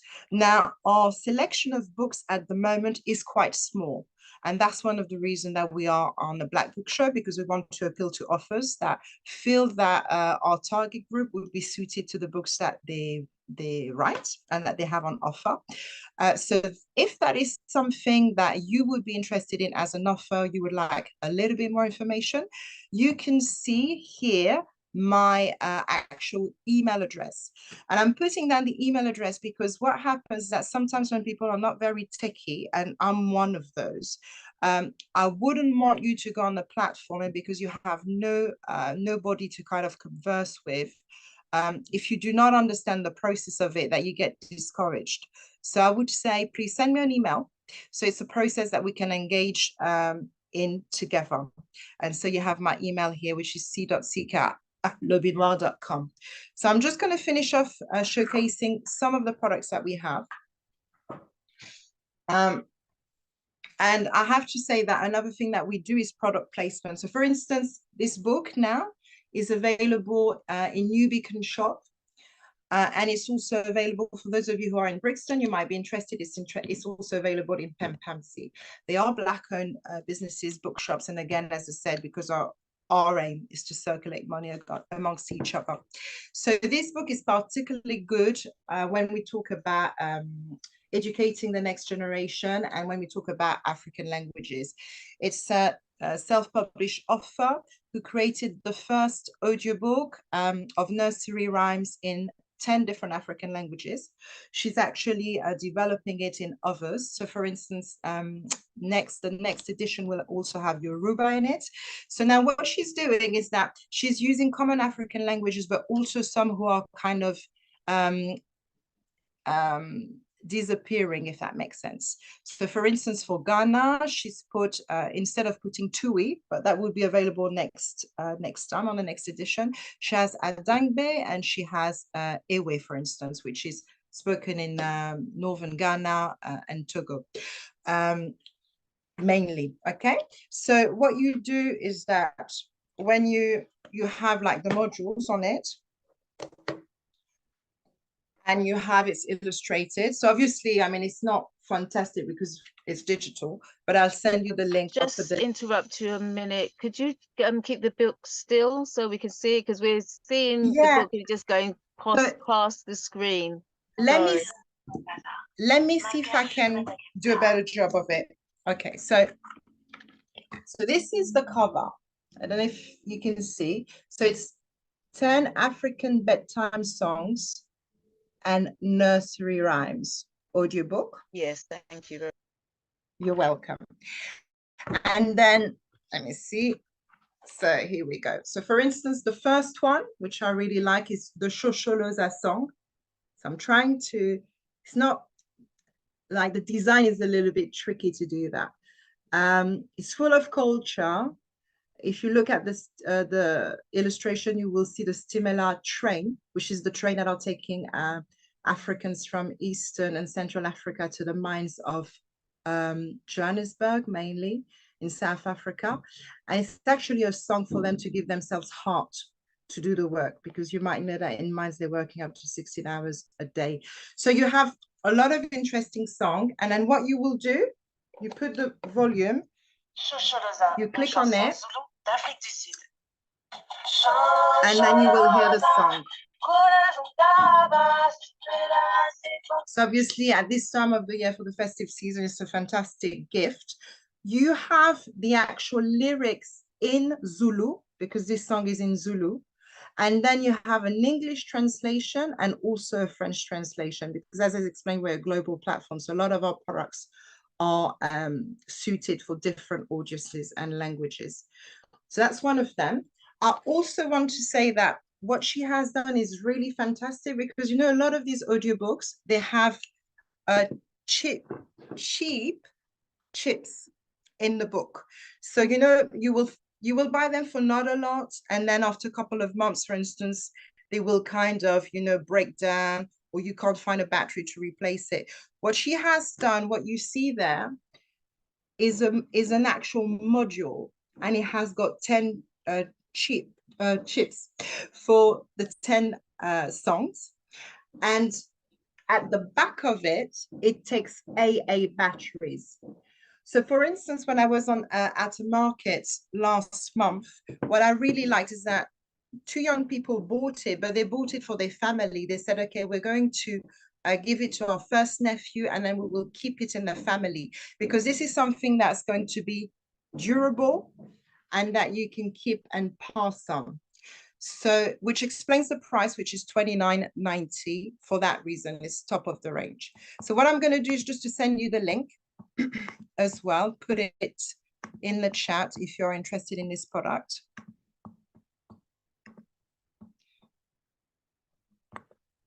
Okay, Caro, Sika, can you just start to wrap it up? Yeah, and I'm literally done. So I'm going to put this in the chat. So I will finish off by just saying that one of the things that we would like to do and that we discussed with Makonnen is that for those of you who are aspiring authors or you are here and you would be interested to be on the show, for those of you who will register on marketplace LobbyNoir.com, we would be more than happy to also sponsor you on the program. So at the moment, we're a sponsor, but we'd be more than happy to extend it to those of you who would like to join with us as well. So that's me. And you have my email address if you want to reach out to me and ask more questions. Thank you very much. Thank you. And it was brilliant meeting with you yesterday. And I saw you at the other market as well with your books. So yes, I'm interested as well. All right. Okay. Yeah. Thank you, Auntie Jean. Right, and just before we go as well, just for people listening as well, just say the website again and spell it for those that are listening on Black Culture Radio and watching on Facebook. Sika? Okay, sorry, I'm back.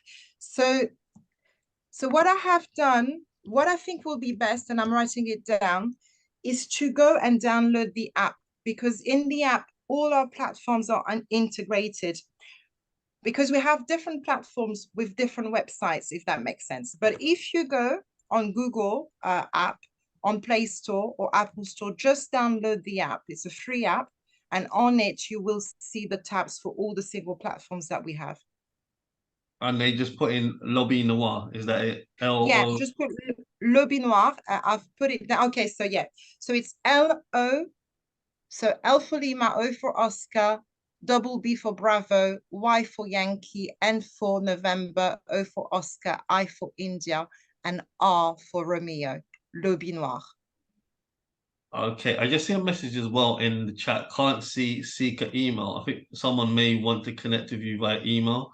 Right. Yeah. So I'm gonna, yeah, let me just put this down. So yeah, I can see it. I'm gonna reply to it. Absolutely.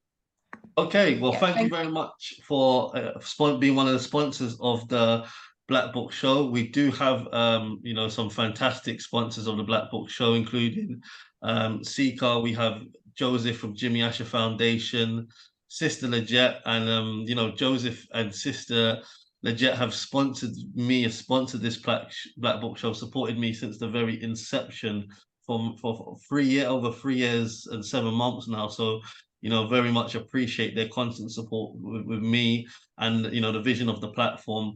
And, you know, they've seen obviously the progression of where it started. It was a great platform when it began, but now it's really expanded. It began first, it was the virtual book tour when it was on Zoom. Now we're on Zoom.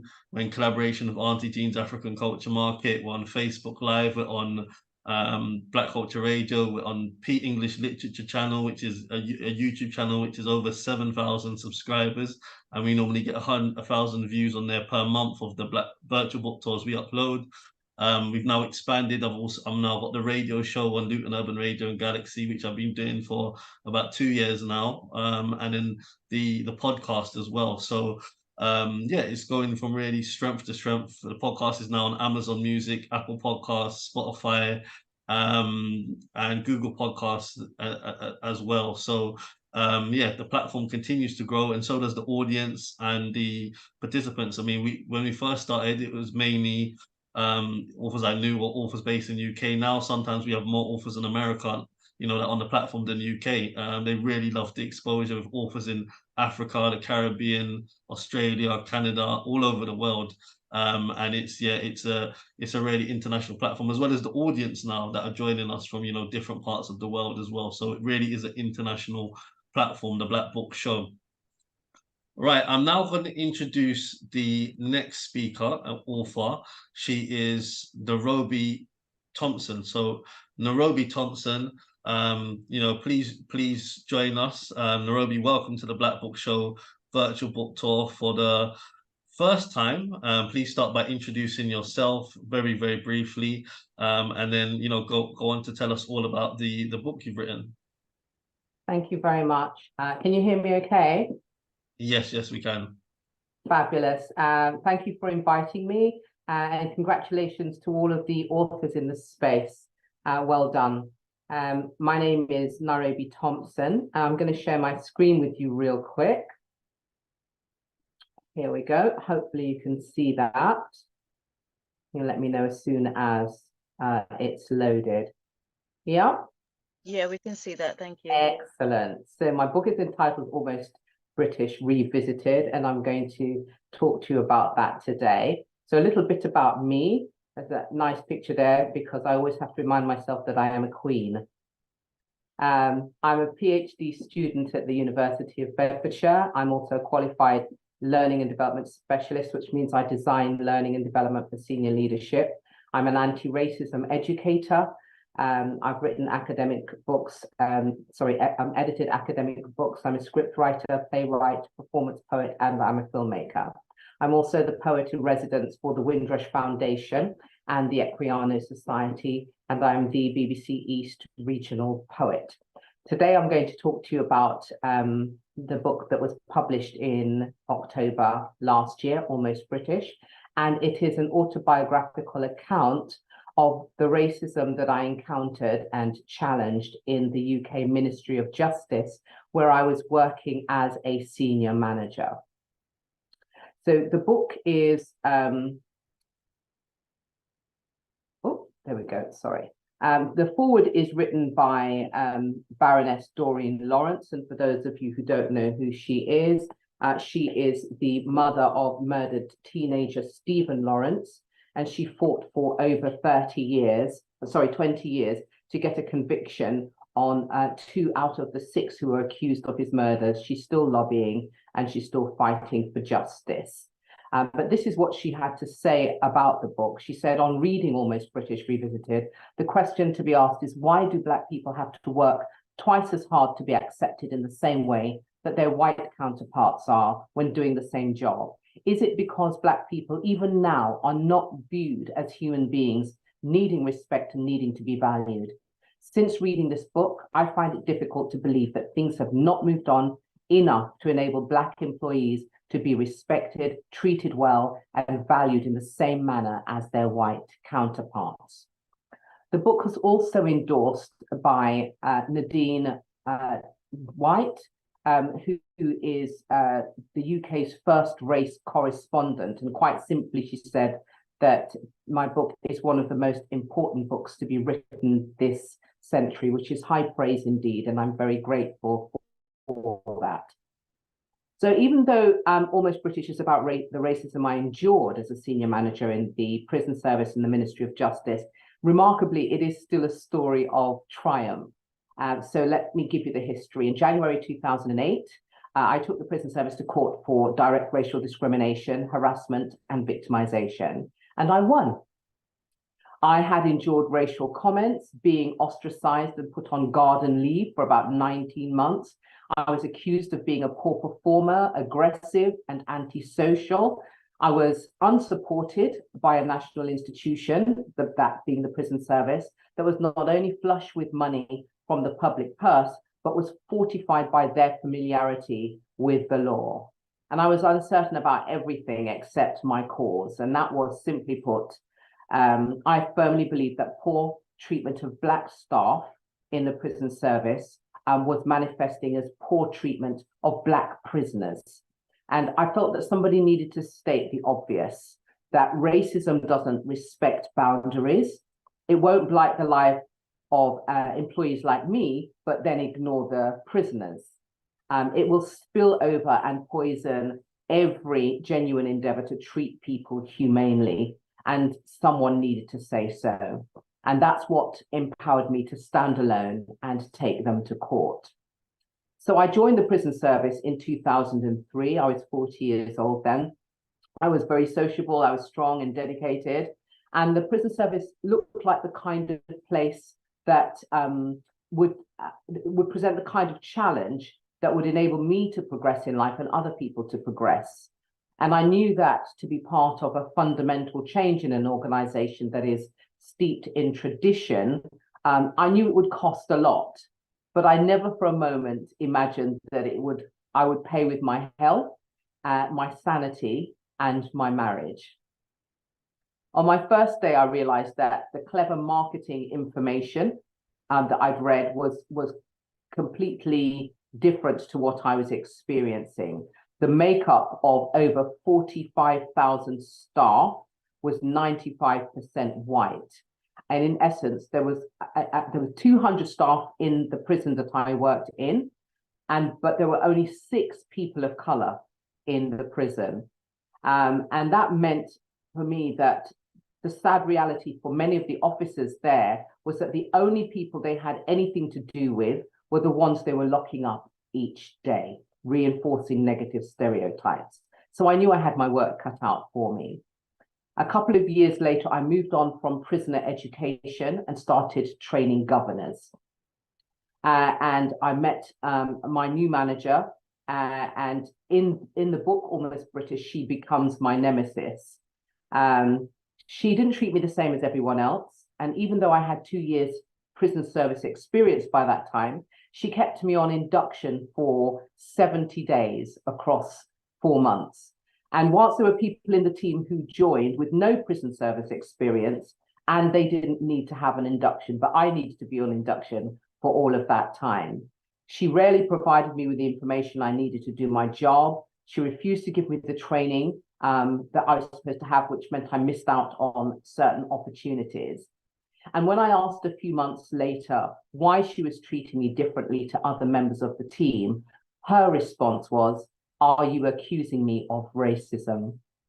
Of course, I wasn't. I just wanted to understand what was going on. Also, another manager decided not to allow me, as the only Black manager on the team, to present the Prison Service College at a meeting where they wanted learning and development support in dealing with the issue of barriers affecting Black staff in the prison service. And I was told I couldn't go because it would seem tokenistic. So even though I was the only Black manager on the team to deal with issues about Black staff, I wasn't allowed to go. The final straw was when a white colleague in a team meeting was telling us how well the training they delivered in Barbados went. And she said that the training was received so well, it was as if white women bring medicine and did magic. She also said that the evening activities were quite interesting once you cut through the clouds of marijuana.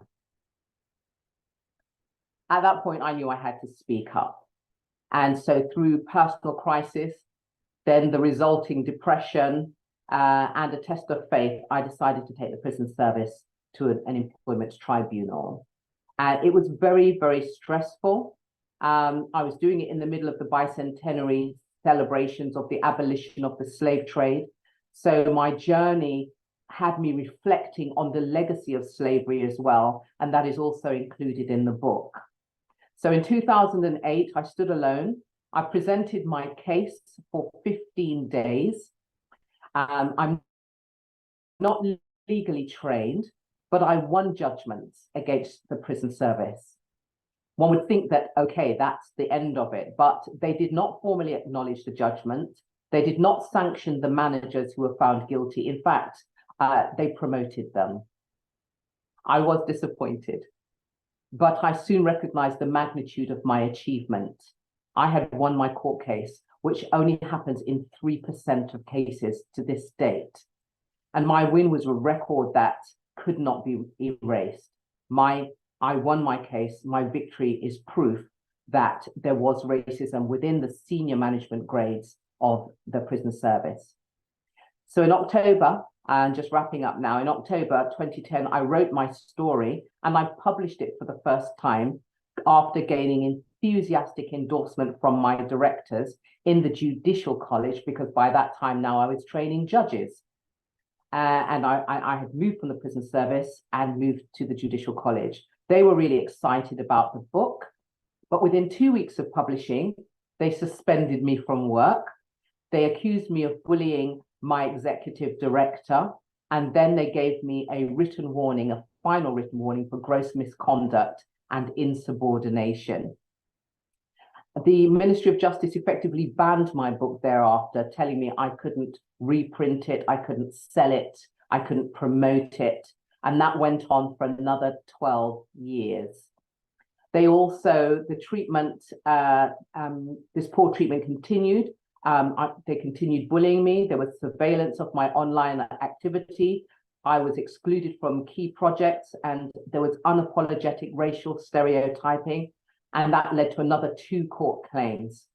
The surveillance into my life was so oppressive, I had to change my name from Olivia Ebanks, which is my middle and marital name, to Nairobi Thompson, just to escape the MOJ colonial gaze and have a semblance of private life.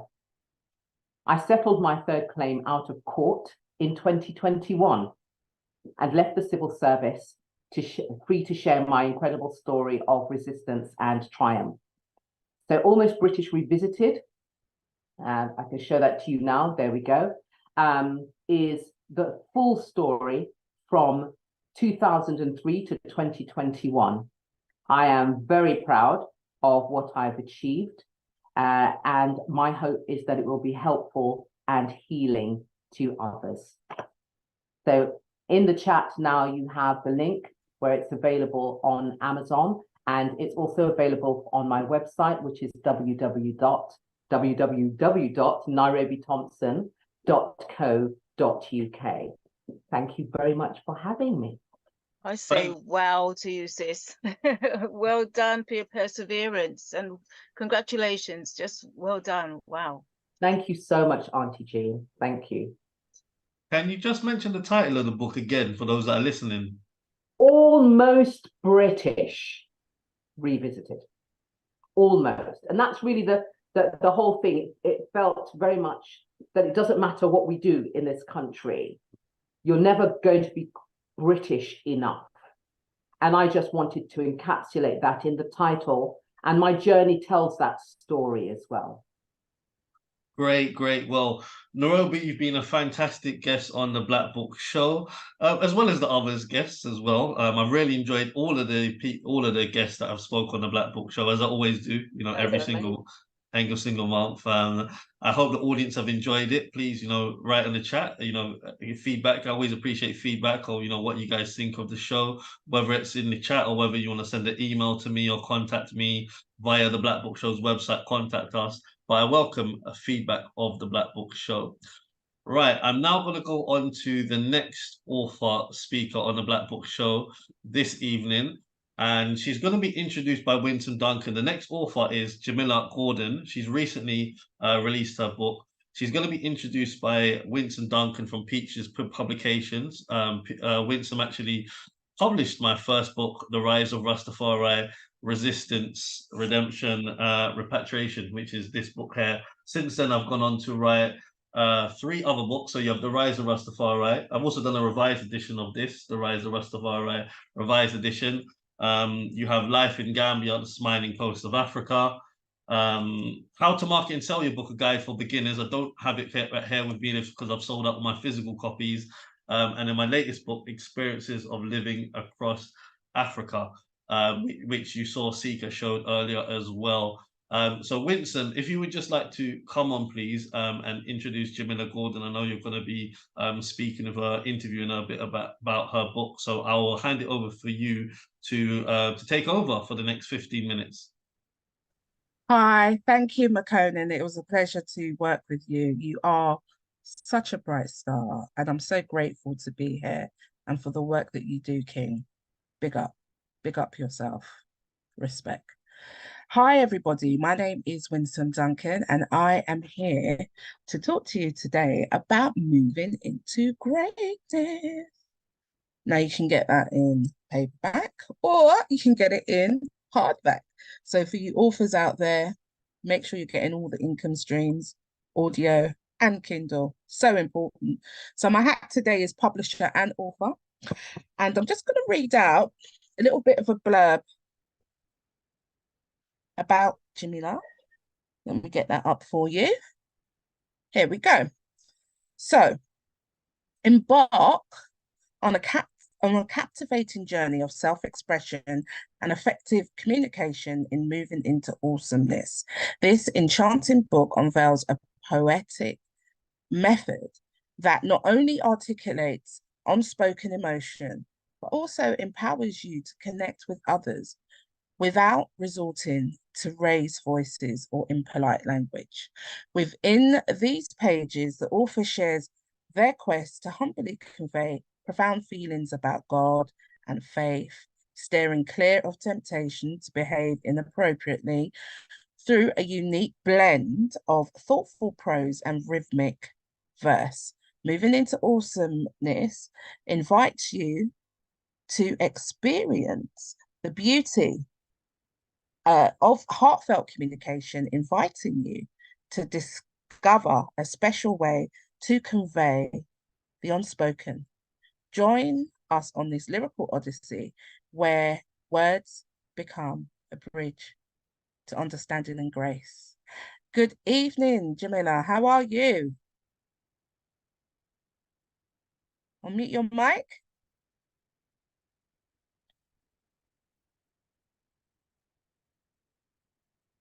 There you go. How are you? I'm good. Lovely to see you. I love the background there. Great banner. Alrighty, so you're going to open off with a poem, and then I'm going to ask you a few questions, and then we're going to close with a poem. So take it away. So this one is called Knowing My Purpose. So, because I believe like we're all human and we've all come into this world, but we haven't just come magically. So there must have been a creator that came to design us. So here we go. I'm here for a reason. I'm not here by chance. That's why I praise him with effort, praise him in advance. To know my purpose, I focus on his plan. I will fully rely on him and not on objects, animals, or man. Living in this world, there's nothing I really own. My life on earth is temporary until God takes me to my heavenly home. He knows what I'm going through. God is real. He's with me and loves me no matter how I feel. Life is a test and trust in behavior and how I act. Difficulties, sorrows, and rejections will go. That's a fact. Now to this day and age in the world, I will not be conformed, but by the renewing of my mind, I have been transformed. I must keep the vision of eternity continuously in my mind. I surrender my life to God, then peace, freedom, and power I will find. I was created to become like Christ, to experience what he went through. Knowing my purpose simplifies my life, what I do and don't do. Following Christ means I'm called for a place to belong. God can transform my weakness and make my spirit become strong. Every ability God given to me, I use it for his glory. My relationship with Christ making a difference is how I begin my story. Every problem I face, it's there for a purpose. My life lessons is there to teach me for what's best and worse. It helps me to look to God, and I must fully to him depends. In God I trust completely, who is my most high friend. Thank you. Woo, woo, woo. Excellent. Thank you so much. What page is that on? 25. 25. 5. Wonderful. All right, let's get straight into some questions because I want to hear some more of that. Awesome poems. See, have I got the word awesome in there? Why did you want to write a collection of poetry? Just I haven't really been, when I communicate how I feel, I don't really like talk much, so I felt writing was better. Yeah. Indeed. And I definitely feel that at your launch that I hosted, that you found your voice. Yeah. Now, you came to one of my classes, which was Just Write It, and it's basically accompanied with this workbook. You came during lockdown, so there was a lot going on. And for that whole first year, you were inspired to write the book. So what did you learn? Tell us, what did you learn from the Just Write It workshops? Like, we all have our different style to write, so there's no, like, you found your own unique style. So some people might have it quickly and some people might have to break things slower. Yeah. Good. So we call that the tortoise writer in the workbook, and we also call that the proactive writer. So I think that it was good that you took your time because that worked for you. And you got there in the end. Patient man rides donkey, as they say. Right. How did you find the publishing process? Like, just looking now, like, is it enough? And just what I've written, does it make sense, or do I feel it more? And just gradually it got there. Yeah. Excellent. What would you like to say to those that are online here today and thinking about writing their very own book? What would you like to say to them? Just find what your strengths are.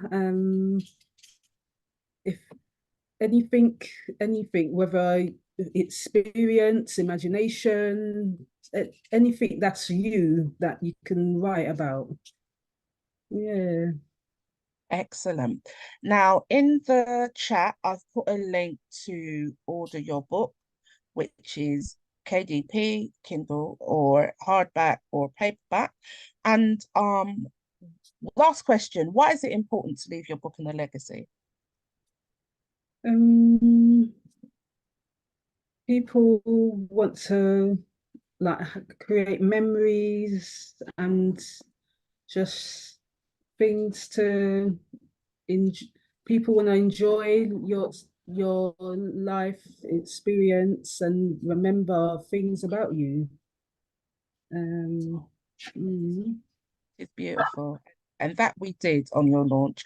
And hello to Mummy, who was a big hand there, Mummy Yvette, supporting. And we will remember you. Hi. We're so proud, aren't we? Definitely, yeah. So people may not know, Jamila hasn't mentioned it, but it is mentioned in their book of her growing up with autism on a spectrum, Asperger's syndrome. And this book to me, for my daughter, it was such an eye-opener because that Jamila, as she said, she's not a person that really expresses her emotions and feelings. And this book, as my experience as a mother, it gives me a much more insight. And I think other people that has problems communicating, I think it's a book of real inspirations for them. Another platform, another way for others, for it to be outletted to the world. And I also looked at the book. It reminds me of a bit of the Book of Psalms. It's the expressions. It's her relationship with her Heavenly Father, and it's how he guides her and supports her and disciplines her. So I think there's a real beauty and an element. It's in her poetry form as well. So this is what I love. That she's found her voice, and I can hear the intense emotion. Right, we've got time for one more quick poem from you.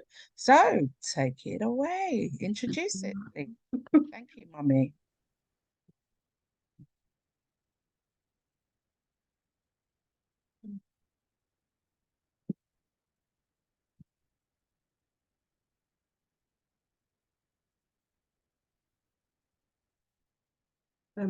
Understanding my faith. Life has been a roller coaster, but I've always known to believe. I have to hold to the promise in peace until I receive. In order to do what's right, I have to be filled with encouragement in mind. My all I give to please God, feeling calm even if all the answers I don't find.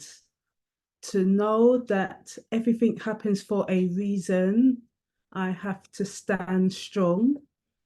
Understand that God knows best, even if the whole process takes long.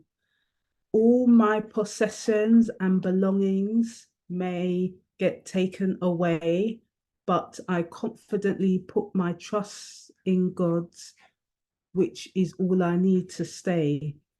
I've experienced a lot of hurt and pain, which is all my body feels.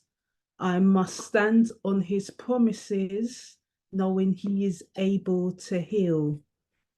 A lot of uncomfortable things happen, which I may not understand, but I have to believe in his promise, and my life is in his hands. Some things take more than words or ideas in my head. I must show them in my actions, because faith without works is dead. I have to remember God's past faithfulness, knowing he will provide. No matter how irritated I feel in any circumstances, he's always by my side. Mentally and emotionally, I may find myself in what position, financially poor. I have been chosen to be rich in faith and to inherit the kingdom forevermore.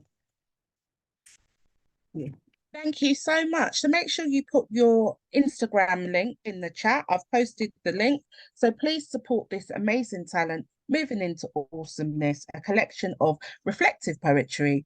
Jamila Gordon. Well done. Over to you, Makonnen. I also say well done. Wow. You've defeated quite a few obstacles. Thank you.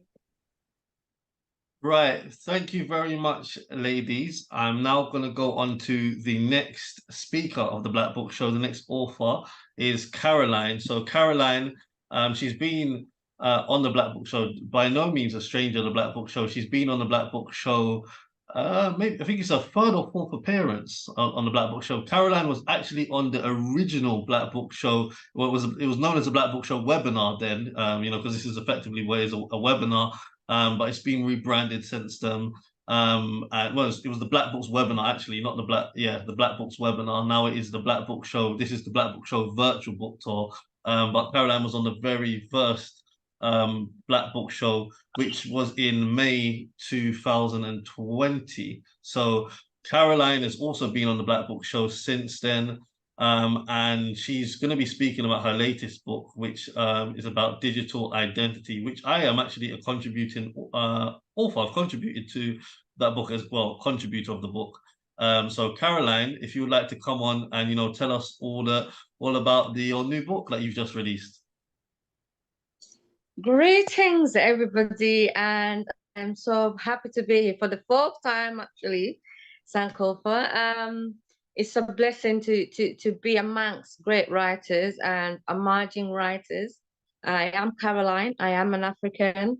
I'm a profession. I'm a psychologist, and I'm also an author and a CEO, business owner, a multiple awards winner, and a recipient of the Mayor's Award. And I'm also a friend for all the authors here that would like to get to know me, co-write, co-author. I'm open and welcome. So my first book was Challenges of Identity from a Psychological Perspective. And as I've been listening to the authors here today online, and the question, the main major question is identity. What is identity? Most people here are writing on identity in different perspectives, especially Nairobi, is it? You know, those are the challenges that we face with identity internationally. And I think Abby and the other ladies spoke about it as well. Different aspects of identity was written about today from when I was listening. Now, that was my first book, Challenges of Identity, which is a 5-star book now on Amazon. And it's been referred to as reference book in universities for students in their dissertations and so forth, and also just like a self-help book. So it's both educational and self-help book. Now, this is my second book now, although I've just finished my third book, should be published soon. The second book is Digital Identity from a Business and a Social Perspective. So Sankofa was very grateful to write a chapter in it as I asked and picked his brain in regards to what he thought of about digital identity. As we know, that digital identity is now something that they're pushing us to have. It was there before, but most people think that digital identity is about social media. Digital identity has been there since in the 90s, but it was very subtle. And so a lot of people do not understand what the word identity in itself is. So just in a nutshell, like a snapshot, identity is the subject or the object. So you've got the subject, which is yourself, and then you've got the object, which is chair, bed, whatever. So the subject is always in consistent change. It changes, it identifies itself in different perspectives. The object does not change, it stays the same consistently. And now most identity aspects are defined in regards to human beings as subjects, which they always manipulate and change labels. And so with this digital identity book that I've written on what is digital identity from a business and a social perspective, with the social perspective of identity on a digital perspective, in the 90s, there was digital cameras. And there've always been digital cameras in Europe, within Europe. They've always tried to identify people based upon data. Now, social media has just emerged not so long ago.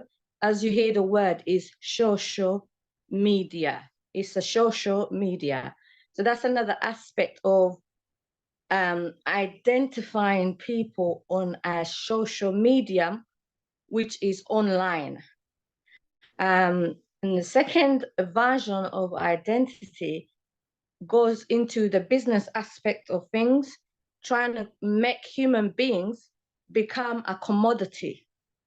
So that's why I delved into researching on business perspective, because now you've always been a commodity business-wise, but now you are a commodity on a digital platform.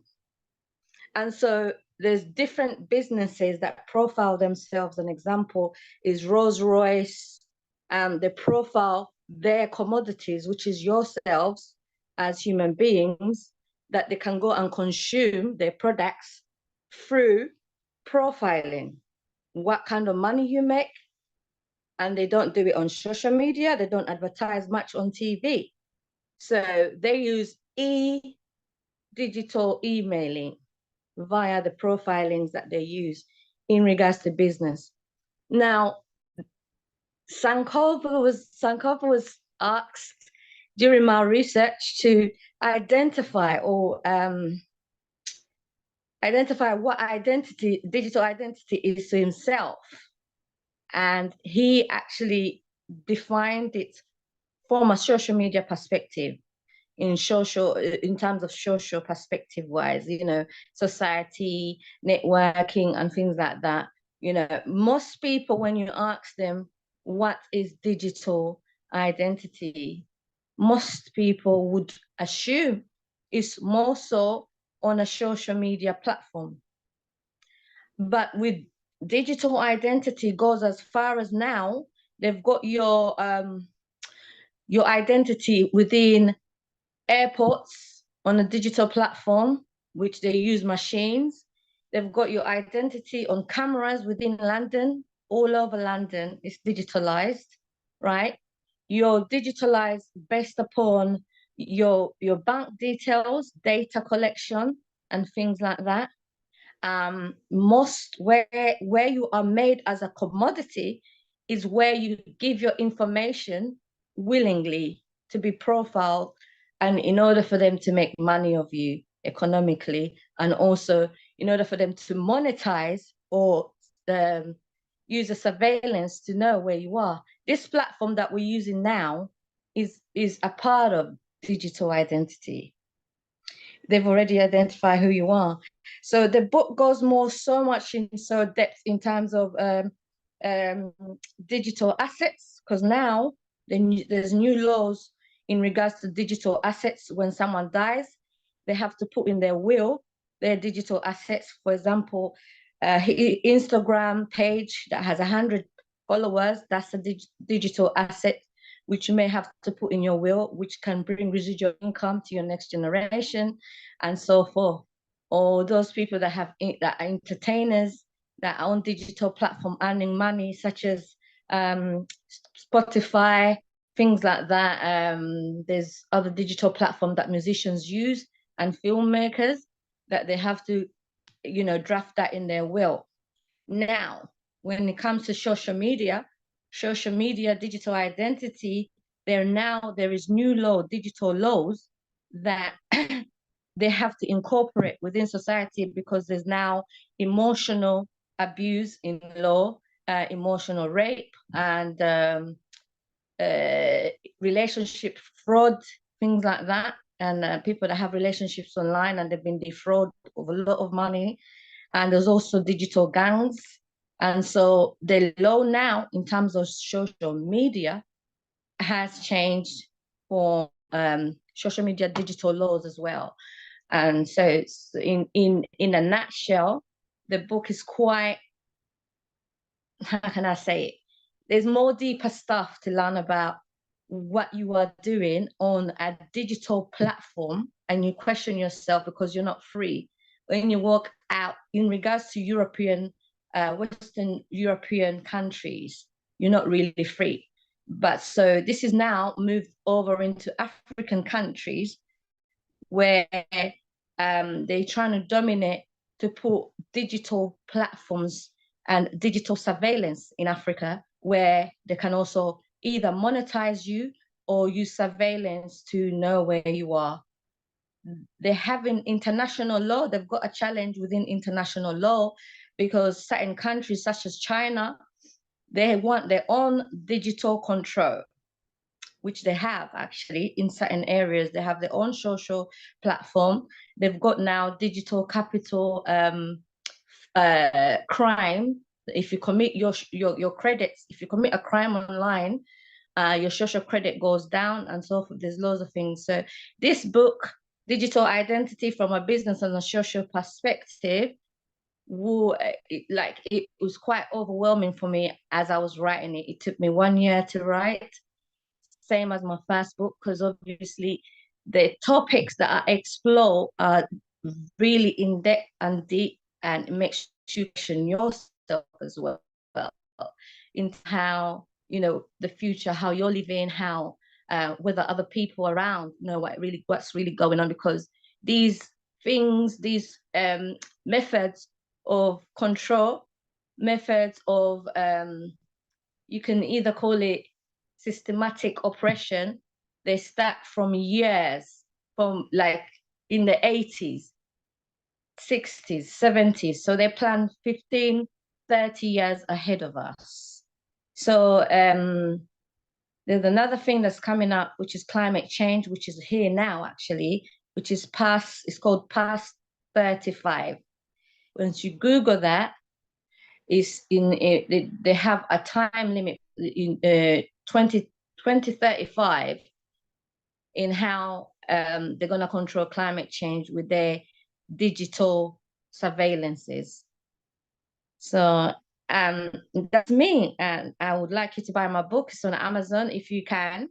It's quite, you know, it's a learning experience. You would know a lot more, and so you can, in terms of safeguarding, protecting yourself in how you're going to move in the next 10 to 5 years, it's going to be, you really have to have the information in order to consent. So thanks so much. And once again, Sankofa, thank you for giving me this time to talk to my fellow authors and those of you that are listening. Writing is actually, writing is living a legacy, because as you know what they say about us, Black people don't like to read. You want to hide something, hide it in the book, and that's what they do. As I was doing my research in regards to digital identity, they hate everything is in the book, all the plans, everything is there. So yes, thank you so much. Caroline, please put the details of where the book can be purchased in the chat.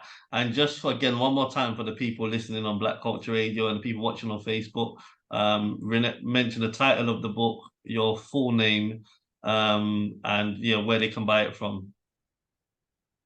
So I'll put it in the chat as well. So the title of my book is called Digital Identity, a Business and a Social Perspective. That's the second book. The first book was Challenges of Identity from a Psychological Perspective. And my name is Caroline Namugabi. It's on Amazon. So, I'm writing it down as we speak in the chat. Okay, thank you very much, Caroline. So I'm now going to go on to the next speaker of the Black Book Show. So the next speaker this evening is Sister Lejet. So Sister Lejet from Nubian Nigist Book. She's also one of the sponsors of the Black Book Show. Welcome to the Black Book Show this evening, Sister Lejet, or maybe this afternoon, depending on where you're actually listening from. But it's evening time in Lagos, and I know in England it's evening time. But some of you in the States, maybe it's afternoon, and other parts of the world. So yes, welcome back onto the Black Book Show, Sister Lejet. Please tell us, all about what you do. Just unmute.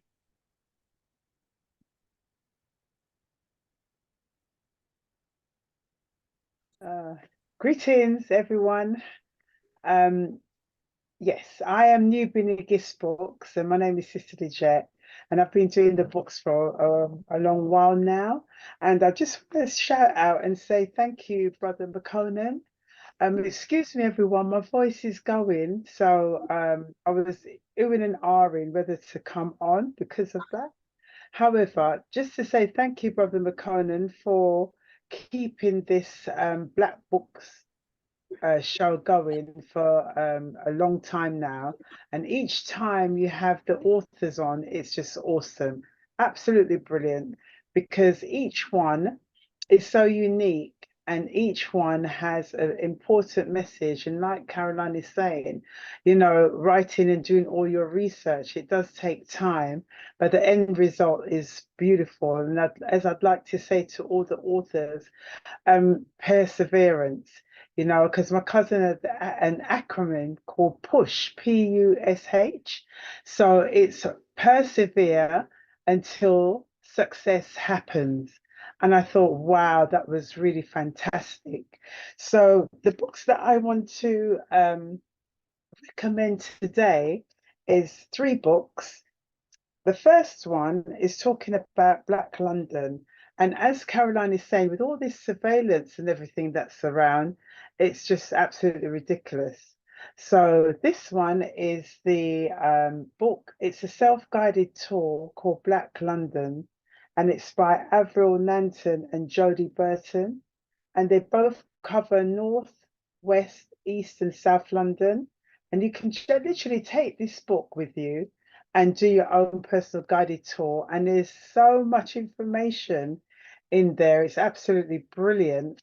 And for example, this one I'm going to show you is Marcus Mosiah Garvey. And there is a library named after him, which the local people fought to get that name. So in Tottenham, near to the High Road, Marcus Garvey Libraries is actually in the sports centre as well. So another book that I have, I went to the fundraiser for the My Heart Centre, and they held the event at the B6, which is in Hackney. It's a sixth form college, and Professor Gus John was there, and he has his new book out, which is called Don't Salvage the Empire Windrush. And also there's a preface by Professor William Les Henry. Let me show everyone this book as well.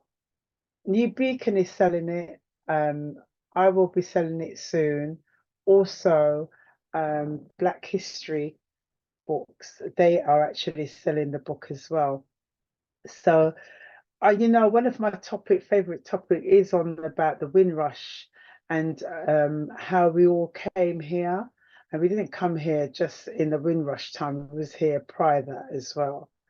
But we just have to be updated on all the laws and new laws and legislation that is out.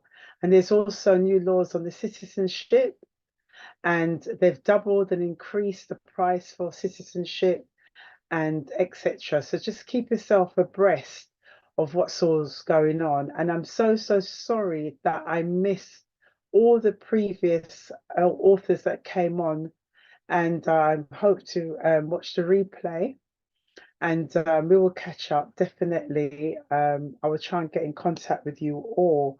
Now, at this time of year, there's going to be another pandemic coming out via China.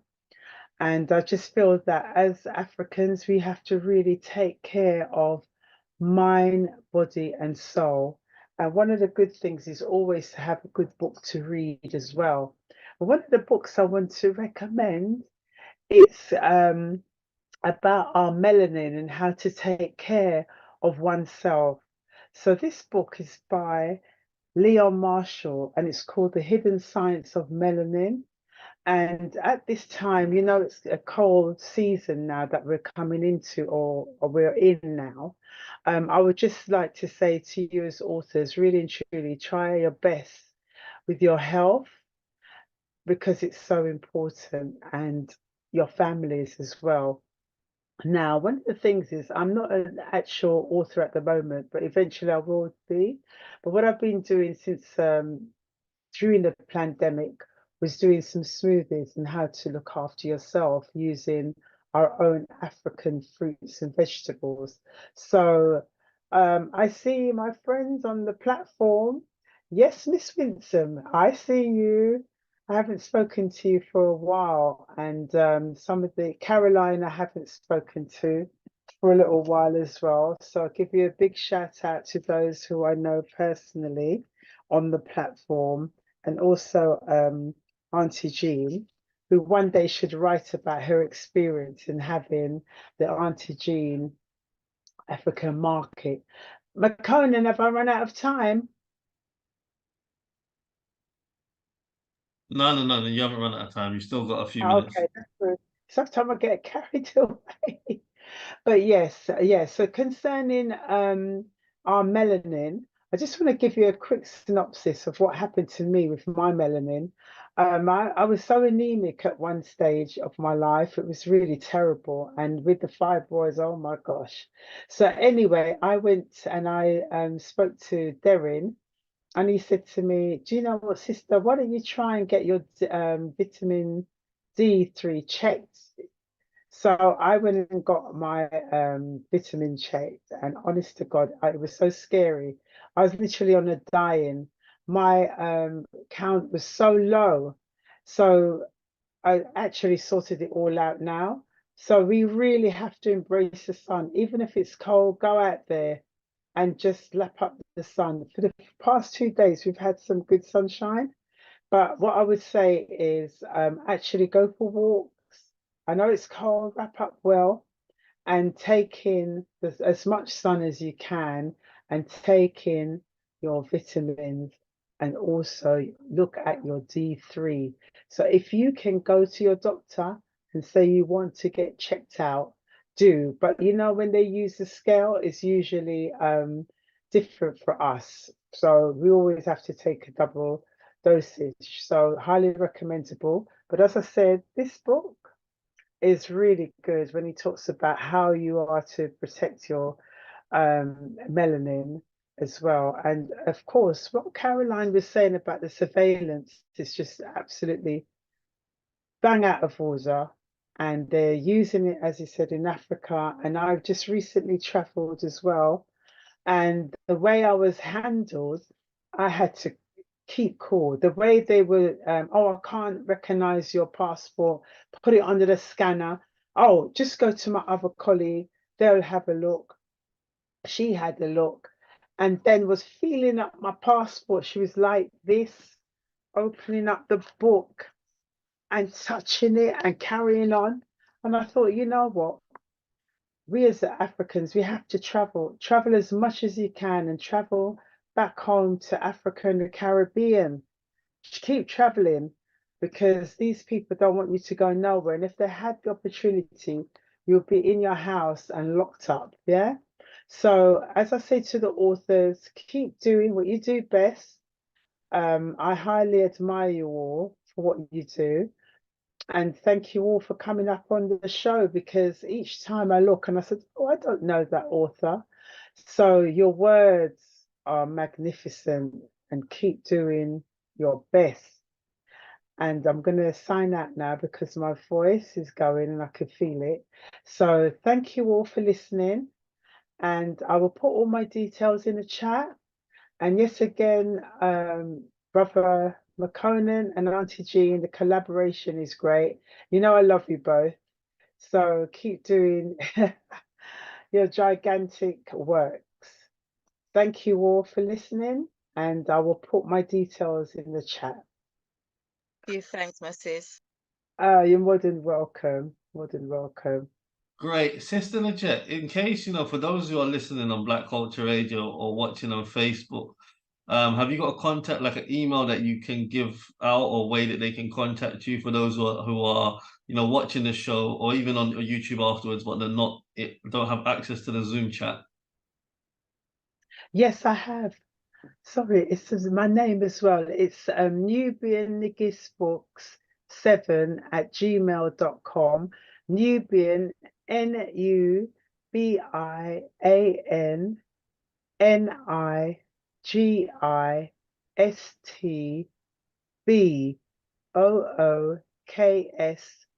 7@gmail.com. Okay. And I'll put the mobile. Do you want me to put in the mobile number as well? That's up to you. That's up to you. If you're comfortable, it's up to you. I'll leave that with you. No, okay, I'll put it in the chat, but that's the email they can get in contact with. Okay, thank you very much again, Sister Lejet, one of the sponsors of the Black Book Show. We heard earlier from another one of them, Caro, Sika. We have Joseph from Jimmy Asher Foundation, Tamra Foley, Bertie Dar. They are some of the sponsors. Polyglot Translation Services. These are some of the sponsors of the Black Book Show. If you are interested in sponsoring the Black Book Show, please get in touch with me at info@blackbookshows.com. and that is info@blackbookshows.com, or you can send me a message or call. Do not call me now, but you can call me after the show on WhatsApp. That is +447943178117. Again, that is +447943178117. And I am Makonnen Sankofa. Feel free to reach out to me if you're interested in featuring the show as well, if you're an author, in promoting your book, or indeed you may have someone to refer to come onto the show, someone that you recommend that would be good, and then I can then or you can put them in touch with me and I'll see if they're suitable fit. I'm now going to go on to the next speaker. I'm going to go back to Winsome Duncan. Now, on this particular episode of the Black Book Show, you've heard from Willorna, Brooke, you've heard from Patricia, Jamila, and myself have been hosting it. And one thing in common, we've all had books published by Winsome Duncan from Peaches Publications. So it's pretty fitting that Winsome comes back onto the Black Book Show, and she talks about what she does. I think she's going to concentrate more on publishing. Yeah, Winsome, if you would like to come back on and tell us more about what you do. Thank you so much. I'm just making a note of the time, Makonnen. That was a lovely introduction. It's funny, Sister Lejet. I actually, when I finish this show, I'm going to be making pineapple and ginger juice with lime. So when you talk about health and wealth with, the green powders, antioxidants, so it is so vital for authors to look after themselves. I'm going to talk to you today about my workbook here, Just Market It. It's a special, it's just for authors. And I'm going to give you some tips. So if you haven't got paper and pen in front of you and you're an author, I'm going to give you 3 top tips that will help you today in the sales of getting your books up and out there.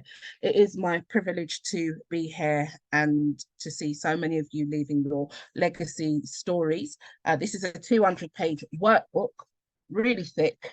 And it fails to amaze me how authors write books, spend thousands with me, but then they don't know how to either market it or don't want to market it. And I'm going to tell you one secret, which is this: do not sell books one-to-one. You sell books one-to-many. And that's what I teach my authors. And you can see that Makonnen, with 96 5-star ratings on Amazon, is a guy that is selling in bulk. So take note of what he's doing. All right, so I'll just quickly give you a little introduction. For those of you who do not know me, I'm not going to just assume you know me. So here we go. This is my screen. So my name is Winsome Duncan. I am a book confidence coach, and I help people to tell their stories, write their books. I'm an author of 26 books. Some are ghostwritten, some are in pen names. We heard about pseudonyms earlier on. I have been interviewed by BBC many times in many districts. And I've also worked with The Voice, and I was teaching 300 children how to get their stories out in City Hall. So that was quite amazing as well. This is my first ever #1 best-selling, The Popcorn House. We've actually changed the cover. It looks like this now. And when we talk about earning different incomes from your book, we do have paperback, audio, hardback, and Kindle download. And I'm actually turning this book right here into an animation. And I'm currently speaking to broadcasters like Netflix, BBC, Paramount, Nickelodeon, who have shown an interest in my work. I actually don't talk about it much because you want to wait until it's all signed and dusted, but I think I can give you guys a spoiler and let you know what is possible for your books. And I also am a script writer as well. I heard someone mention that early on, which is kind of exciting. My motivation is 10% of Black, Asian, minority, ethnic main characters are in children's books. Inanimate objects are more likely to be seen in children's books than a Black or brown face. And this is my charity. And in 2024, we are going to be on mega billboards all across the UK. And it's such an exciting project to be working with a corporate to push this message of diversity. So everything's going to really change for us, as we're going to be expanding and bigger. So I kind of know my stuff, and I want to share while I'm alive the importance to other authors to know how to increase their income streams and get their stories out there. So you can see some of my books. This is my Amazon author page, and they've slightly changed it, which I'll show you in just a sec. But this is my children's book, and these are just some of the works that I've done. As I said, I'm 5 times #1 bestseller. Important to get press. This black lady in the middle is Dr. Debbie Weeks Bernard, and she is the Deputy Mayor of London, for those of you that don't know, and have been really supportive of the work. And it's important to get recognition and get your book out there into the masses. The National Lottery Awards for All has supported our work. So we're doing an African Caribbean inspired manga book called it's called Ashe, the Justice Warrior. And we heard Auntie Jean pouring libation earlier, and she was saying Ashe after that. So we wanted it to be meaningful. And then, you know, love him or hate him, you can see Sadiq up there, the Mayor of London. But, you know, we have been going to those events at City Hall and making ourselves known. My contact details, grab a quick screenshot. They're also in the chat as well. Make sure you connect. Right, so let's get into this. I want to share some valuable nuggets with you all while I am here. So let's start off here. It's my pleasure to be on the Black Book Show because I've just seen Makonnen rise, and I love where he's going. And he is a thought leader, he is a connector. So please spend the time to reach out with him, get on his radio shows, whatever opportunities he's got going over. He is a man of his word.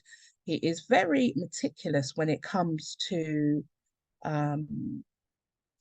his standard of literature and his work. And I just feel like all authors should be like that. They shouldn't just put out a book just to put out a book.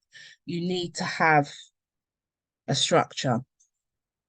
So today, obviously, I'm not going to be able to go into all, but just to give you a bit of an idea of what you can be thinking of before I give you my top 3 tips and close, is this book is in 4 segments. So we've got foundation steps, we have just market it, we have the Rolls Royce of marketing, and we have honey in your money.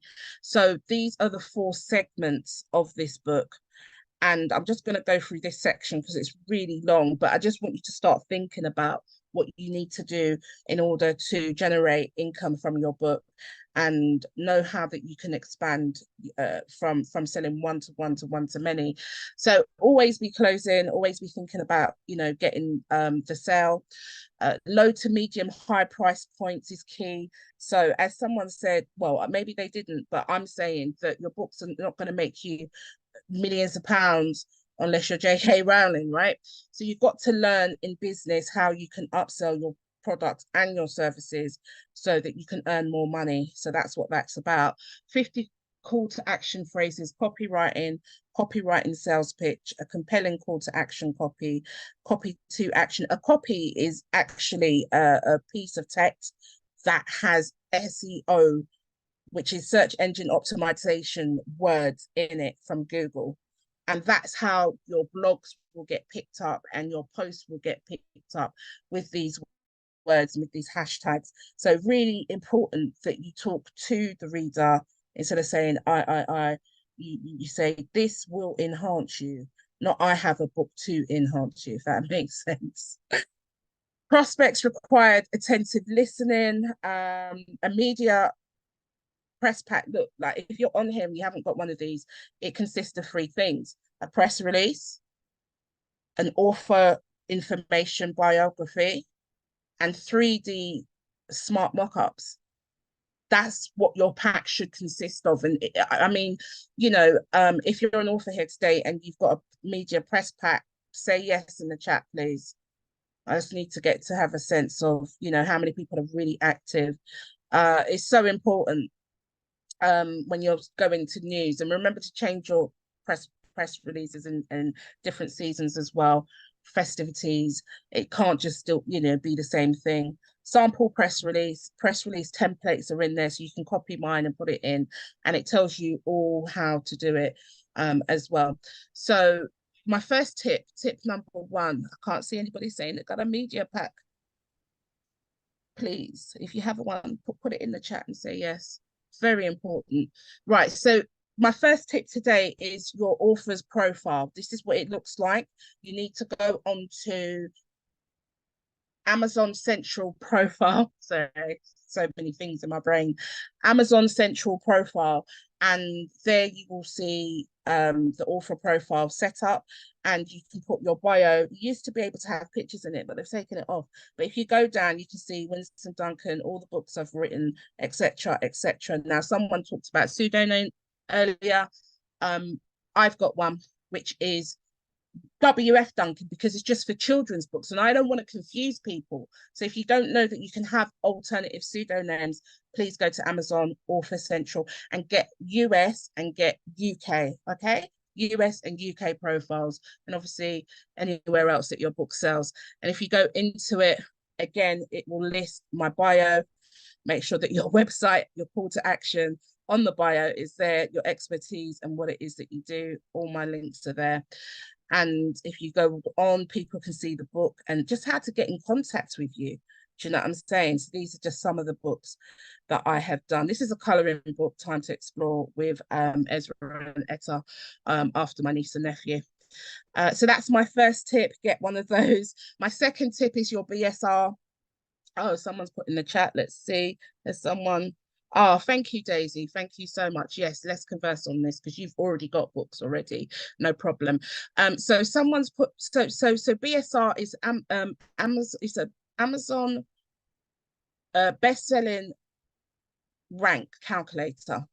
Now, this is important for research. Okay, I've got a book here which is the category is history of Africa. So we'll look at number 2 because that cover looks better.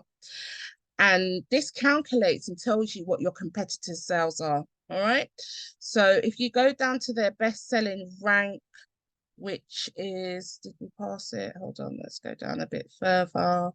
Okay, it's not come up on this one. It's an audio book, that's why. So we go to the paperback and let's see what their best-selling rank is. Right, so we're going to copy it there. So they're quite high. So even though they're number 2, it's quite high on Amazon. And if you pop that into the calculator, this is paperback. So we just take out the comma. It's got ebook or paperback. So we're going to do ebook. And it will just calculate roughly how much sales they are making. Yeah, so they're making 16 sales approximately per month, which is, they're saying it's 1 sale a day. Then what you need to do is you need to go back, if it's a really good book that is selling, and look at the categories. So you can see Egyptian history, ancient Egyptian history and civilization, history and civilization and culture. So that is my second tip for making your book competitive so that you're not in their category, so it can go to the top 100. And then my last tip for today, before I leave you all, and Makonnen closes, is Amazon affiliates. Yeah, are you on Amazon affiliates? Now, I didn't see anyone share their affiliates link today, but this is what it looks like. And this is my affiliate scheme for this month. You can connect it to your website, you fill out their forms. So this month I've earned 72 pence. They pay you per quarter, and 3 people have brought an item. They only pay you when the item is dispatched, and then you've got 136 clicks that have gone, and the conversion rate is 20.59, and it just tells you each month. And a bounty is if somebody signs up to a service on Amazon, like Amazon Prime or Kindle free readers and that kind of thing, and then you get £3 to £5 for that. And if a person clicks on your link and buys, it's not just the book. If they decide that they're going to buy a television, you will get a percentage of sales of that television. as well. So books are 4%, and then electrical goods go up to 7%. And then there's a chart that just explains how much you get for each one. Now, like I said, I didn't see any authors put any of this, you know, in the chat, but these are informations that you need to know, and you need to get with it, and you get paid every quarter, and at least you can pay a phone bill. So I'm really, really glad to be here. I'm so delighted for all the authors that are online. It just really makes me feel like I'm living my purpose. I will put this in the chat for you to read and to get a copy of, and also my website link is in there. And I just want to just continue to just encourage yourself and educate yourself on what it is that you don't know. It's so important. And if you're listening online, my website is www.peachespublications.co.uk, or you can put my name in on social media. I'm everywhere. Winsome Duncan. Yeah. And the book is called Just Market It. Sell more books by maximizing income streams. Thank you so much, Makonnen. Over to you. This has been epic. I'm so inspired. Big up. Hey, thank you very much, Winsome Duncan from Peaches Publications. Right, before I conclude the show now, what I'm going to do is I'm just going to, well, bring Auntie Jean back on. Auntie Jean, if you've got any closing words for the Black Book Show segment of the Auntie Jean's African Culture Market. I just think it's just been awesome, and all the authors have been absolutely brilliant. And it's inspired me to want to put on an event just for authors. So I've got that in mind. So I've just said, watch this space. And also the invitation for any authors who'd like to come down to the African Culture Market on the 17th of December, just before the Kwanzaa season as well. So please do get in contact with me. I'm going to put my telephone number in the chat, and I also would say my telephone number, which is 07961 886 032. I think all the authors, as always, it's just been awesome, absolutely brilliant, very inspiring. Thank you. Okay, great. So we're just going to wrap it up. Before we go now, just a few things that I'm going to mention. If you haven't already, I mentioned earlier in the show, please join the Black Book Show, the Facebook group. The Black Book Show Facebook group, if you just write the Black Book Show, it will come up, and then you'll see, you're in the right place, where you see this animated logo of me, which says the Black Book Show on it. But that's the best place of it. Keep up to date with things that are happening. The video of the Black Book Show will be available in the Facebook group, so you can can watch it afterwards in the Facebook group. It's also going to be online on P English Literature YouTube channel at a later date. The Black Book Show's website, so that is blackbookshows.com. That's also another place where you can check out, if you want to check out content regarding the Black Book Show. It has some of the Black Book Show virtual book tours. There's a few that need to be updated and put onto the website, which are on P English Literature YouTube channel. But the website, if you click onto the link on the website, it does actually take you onto P English Literature, where you can see the more up-to-date shows such as September and last month, October, on that YouTube channel, as well as the ones previously. Podcast interviews as well. You can check that out all via the Black Book Show website. Please feel free to get in contact with me. Always looking for new authors to come onto the show, and we welcome sponsors who want to advertise or promote their services. So yeah, just send me a message and press submit, and then I can get back to you. But yeah, it's been a great Black Book Show again, virtual book tour. I've enjoyed it. The thing I would like to say is I'd like to see everyone again next month. The next Black Book Show virtual book tour will be happening on Sunday, the 31st of December. And that one's going to be a really, great one. I'm looking forward. We'll be, seeing you into the new year. So the 31st of December, where we have another great lineup of authors of African heritage. We'll be talking about the wide variety of books you know, books of different genres. So Auntie Jean, I just wanted to come back to you. I was just wondering, is this a conclusion of the Auntie Jean's African Culture Market, or are you still going on after this? No, this is the conclusion. Okay, that's This is the fine then. Well, conclusion. as far as the Black Book Show and Auntie Jean's African Culture Market is this evening, thank you, the listeners and watchers. Thank you for the whole audience of everyone who's in the Zoom, whether on Facebook Live, DAB Island, Black Culture Radio, and you know, people that'll be watching it later on YouTube. As far as the Black Book Show and Auntie Jean's African Culture Market is concerned, I would just like to say thank you all again, goodbye, and hopefully, you know, we'll like to, well, you'll see me again next month on the 31st of December. So take care and goodbye. Goodbye and good night. Good night to those who's listening via the Auntie Jean Zone and Black Culture Radio. You're listening via all the w's.blackcultureradio.com. Thank you to those who was listening by the DAB in Ireland, and also thank you to those who was there watching by the old Facebook. And a massive thank you to everybody who's joined us here in the Zoom room, and a big, big thank you to all the authors and everybody who's participated here this evening. And looking forward to hearing or seeing from you in the very near future. With that, I say good night to everyone. Good night.